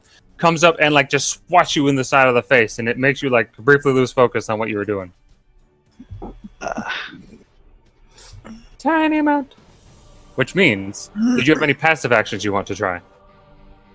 No. Okay. Which means it is Andrew's turn. Has he been put on the defensive by getting hit by my spell? Fudge. I wanted him to say he was absorbing blows with that one, but I didn't. We can retroactively say that if you want, like. Sorry. Otherwise, we're just going to spam block him into not having actions. Well, I don't know if you're going to like what happens next. I was just going to have him not defend against any more spells that are invisible, but if you say so. I will say that he still took that attack, though, so he gets a negative 60 to shooting. However, he like hunches his shoulders and casts like an angry look. You see him getting serious, this little unholy glow in his eye, and he turns to Chef, aims his pistol, and fires. I don't have a shield on Chef, so Chef has to roll defense. Yep. Let me see. Chef, your ability to roll defense. He has the. Does he have it? Oh, he doesn't have defense against projectiles. I don't Probably think not. so. Okay. Where even is his character sheet? I admittedly Evil. just get him off of those who walked among us mostly. Okay. Okay. Should we give Stanza character sheets for? We can definitely do that. Oh if you'd like. yeah, if that I'd appreciate that. Yeah, I'll take care of it. Wait. Oh, I think I might have actually the character. Just give me 1 second. Appleby, did you fill out Raziel in the other game that we played together? Araziel? The other game? Yeah. I filled out what you gave me. I don't know if I filled out the Raziel. Okay, never mind. Then we need a new character here. Okay. Anyways, please make a defense at a roll a die with 1d100 plus 185. Who? Ooh. I've never felt frustration at not being able to do anything, but I am doing so now. You may make a counterattack with plus 25 as he blocks a bullet with his axe. Yeah. Oh. There's Sheaf. We'll fill out Sheaf soon. So your attack would be at plus 140. That's 140. Oh, okay. Oh, you're counterattacking. Oh my god. Kill him. Kill him. No! Kill him. It ain't. Oh no! Open That's actually roll. 100 points higher too. You put it at 140. I meant 240. Sorry. That makes sense. All right. Oh no! Hold on a minute. Okay, so that's 100%, and then when he gets his armor in there, but you pierce 2 armor, that's 80% damage of 120. I am vaguely frustrated, but I promise I'm not actually that frustrated. I'll do it. I'll do it. 120 96. for a total of 96 points of damage. He's 96. he's not dead, but he's critically hit. All right. So roll 1d100 plus 96. Plus 96. That is 163. All right. He is just a tiny wee bit of critical. Where does it hit? Just for fun. As he raises his arm to shoot, Chef sees this as the perfect opportunity and like brushes the arm aside with his claw and brings down the Haraxa right into his shoulder. His body seems abnormally tough, but that doesn't stop the blade from sinking like 6 or 7 inches in, and then he saws it back out. So that's Andrew's turn. All right. Jorl. Jorl's turn. Okay. I'm gonna yell. Andrew, were you you were part of the task force that was sent to kill one of my familiars? I remember. I was. Your face was one of the last things that my fire elemental saw. And I have that carved into my memory because that was because that killed me for a few minutes, and now it's payback. Well, at least let me see your face, Jorl. You can't he can through that window right here. I'm looking straight. There's a lot of fire though. Well, I'm still going to cast a Wheel of Fortune with just 1 turn of prep. So Okay. that's going to be a minus 50. Alright, let's do this. Ooh, 370. Oh, that's pretty good. Right. Can somebody roll 1d100 for me? Yeah, somebody roll D100. All right. Okay, difficulty 240, which means... Ooh! Wait, that is not the judgment, but it's very close. It's the sun! Oh my god, it's the sun! No. War fire! No! Okay. Oh, no. Alright, let's do this. Oh gosh. I will allow you to passively suck in all your familiars. It's the sun. I can choose the targets inside of the area of effect. Okay, good. Alright, Okay. so attack ability 300, and yeah, and base damage 300. Oh boy. I just made up the fire elemental thing, and it just works so well that I summoned the sun right now. Open roll! Oh my goodness. No, shield, no. It's burned into his memory and everything else forever. Oh my god. Okay, 391. That was That's so... still fine. Let me do a little calculations. 391 minus 248 minus 60. A 0.8. 0.8? Alright. 0.8 of 300 is 240 points of fire damage. Oh, You know, wait, no. humorously- No. Hold on. It's plus 10 for every 10 points by which I exceeded the difficulty. no. And I rolled I rolled to summon at 370, which means I passed difficulty by 130 points. So it's actually 430 points of base damage. 370 is the total. 344 points of damage. So basically, I blow up this place, avoiding completely harming anyone like Chef and Philario and Genus, who I still consider a friend. But basically, there's this huge blast of light as the power of the sun is unleashed. Okay, hold on, just one thing. What does the sun look like? It usually takes the form of an archaic sun, as appears in old engravings. When invoked, the sun opens and the sky opens and columns of fire descend, which devastate only what the summoner chooses.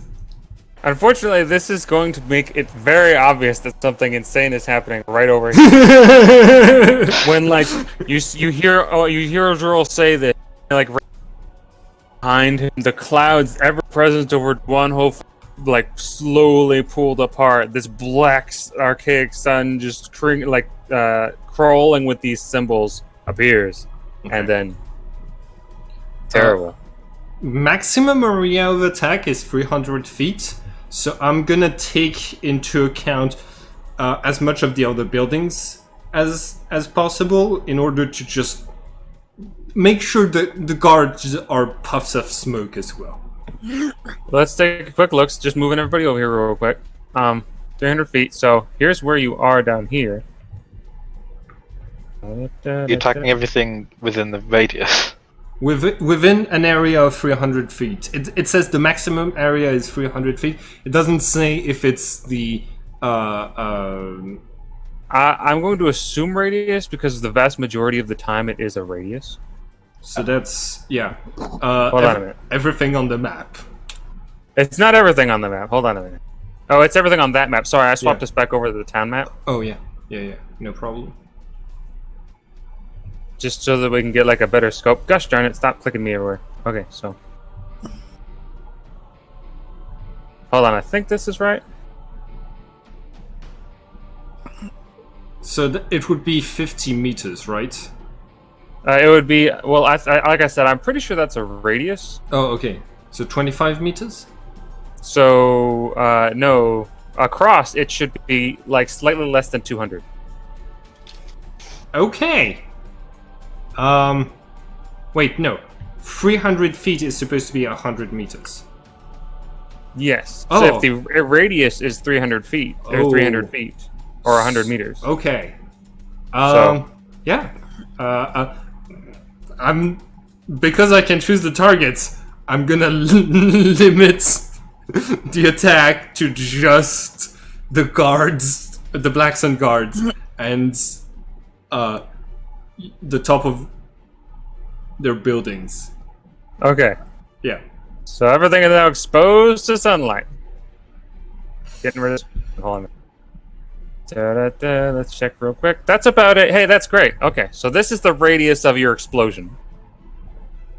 And all of Black Sun guards that you are aware of and their general locations in this area are utterly disintegrated. Wheel of Fortune. Sometimes it works really well every time. Yeah. And now there are fires and screams and confusion and all sorts of lights appearing all over town.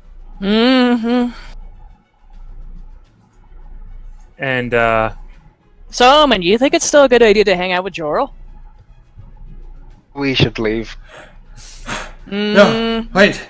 We still have to get the equipment for Chef. No. I turn and I leave. Well, that's what we came here for, so grab it quickly. Okay, so what are you looking for? We're looking for Fine then. medical, for basically supernatural equipment, specifically something to make undead, if that's something that they were doing here at all. I have a 155. I have a 155 search on valuables. I don't give a fuck what Jorl wants. I'm just gonna search for stuff. Okay. Okay, valuables. All right. Well, do you want to rifle through the ashes? No. I didn't burn the contents of the building, just the top of No, the, I specifically Actually- I meant Andrew's ashes. Oh, Okay, yeah, I'm Andrew's gonna go get the. Yeah, I'm gonna go rifle through Andrew's ashes. All right, you pull from his ashes a very pretty little medallion. It seems like a silver V, a little bit tarnished with a sapphire gemstone set in the middle. Looks very nice. Uh-huh. Yep, I take that. Okay. Did his gun survive? I will roll really quick. I don't think so.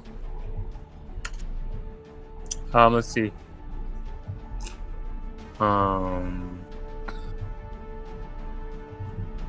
Oh, probably not. Jeez.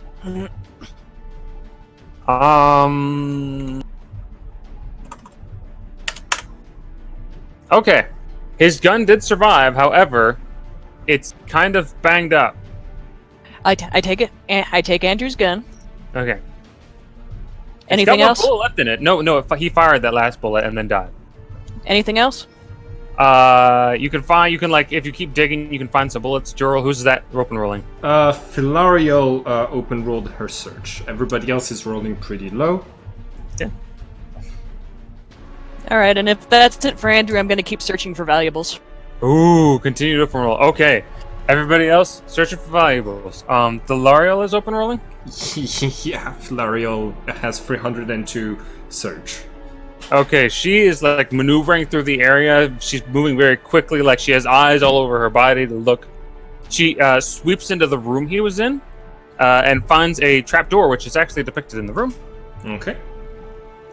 Bring it back over here for a minute. This thing here? Yeah, that thing right there. Okay. Leading down. Alright. And very quickly she surmises that this is an entranceway to a slightly larger complex. It's definitely not comparing to the one in Terra Santa. However, it has similar walls and structures and sort of like an organization to it. We won't go into that too far now because it's 2 o'clock. Mhm. However, as she moves through, she also can find that yes, there are. They don't have a huge lab here, but they are working on some undead. And they do have some materials for that. She will also find that obviously they didn't move everything down through this trap door. That in one of the other buildings there seems to be a ramp leading up to one of the other warehouses that is locked from the other side, so they can only open it from this way. And that's they bring all their necromancy supplies into the other warehouse and then hide them down here. Nice. Okay. Cool. Everything we came here to get, and some artifacts. I'd say that was a nice game. That was pretty good. I wish you had been able to do just a little more. But Yeah. that was the best way for him to die. I hope it's okay with you that I just made up he'd been part of the squad that Oh, that's killed my fine. familiars. He probably was. I thought it would be appropriate, and I'm so glad that I ended up casting the sun in that moment. Oh boy. He Yeah. was he is technically of slight physical importance. He was one of the original people who found the Necronomicon. Oh, he was a seeker. Yeah, yep. And he works for Black Sun now, so that's a Yeah. lot of history that's dead now, Jorl. Technically, I could have been him if I had, because I was also, it was my job to look for artifacts, so I could have been one of the people searching for the Necronomicon. You could have also been huge buddies with this crazy vampire guy. He's dead now. Yeah. Shouldn't have tried to kill me. That's fair. Alright. Sorry. Nice session. Nice session. Good explosion. Hi everyone, and thank you for watching this video. If you want to keep up with all of the adventures on this channel, don't forget to subscribe and click the bell button so you can get a notification each time we upload the next episode of this story. And it would be very nice of you to like and share the video to help this channel grow. Have a nice day everyone.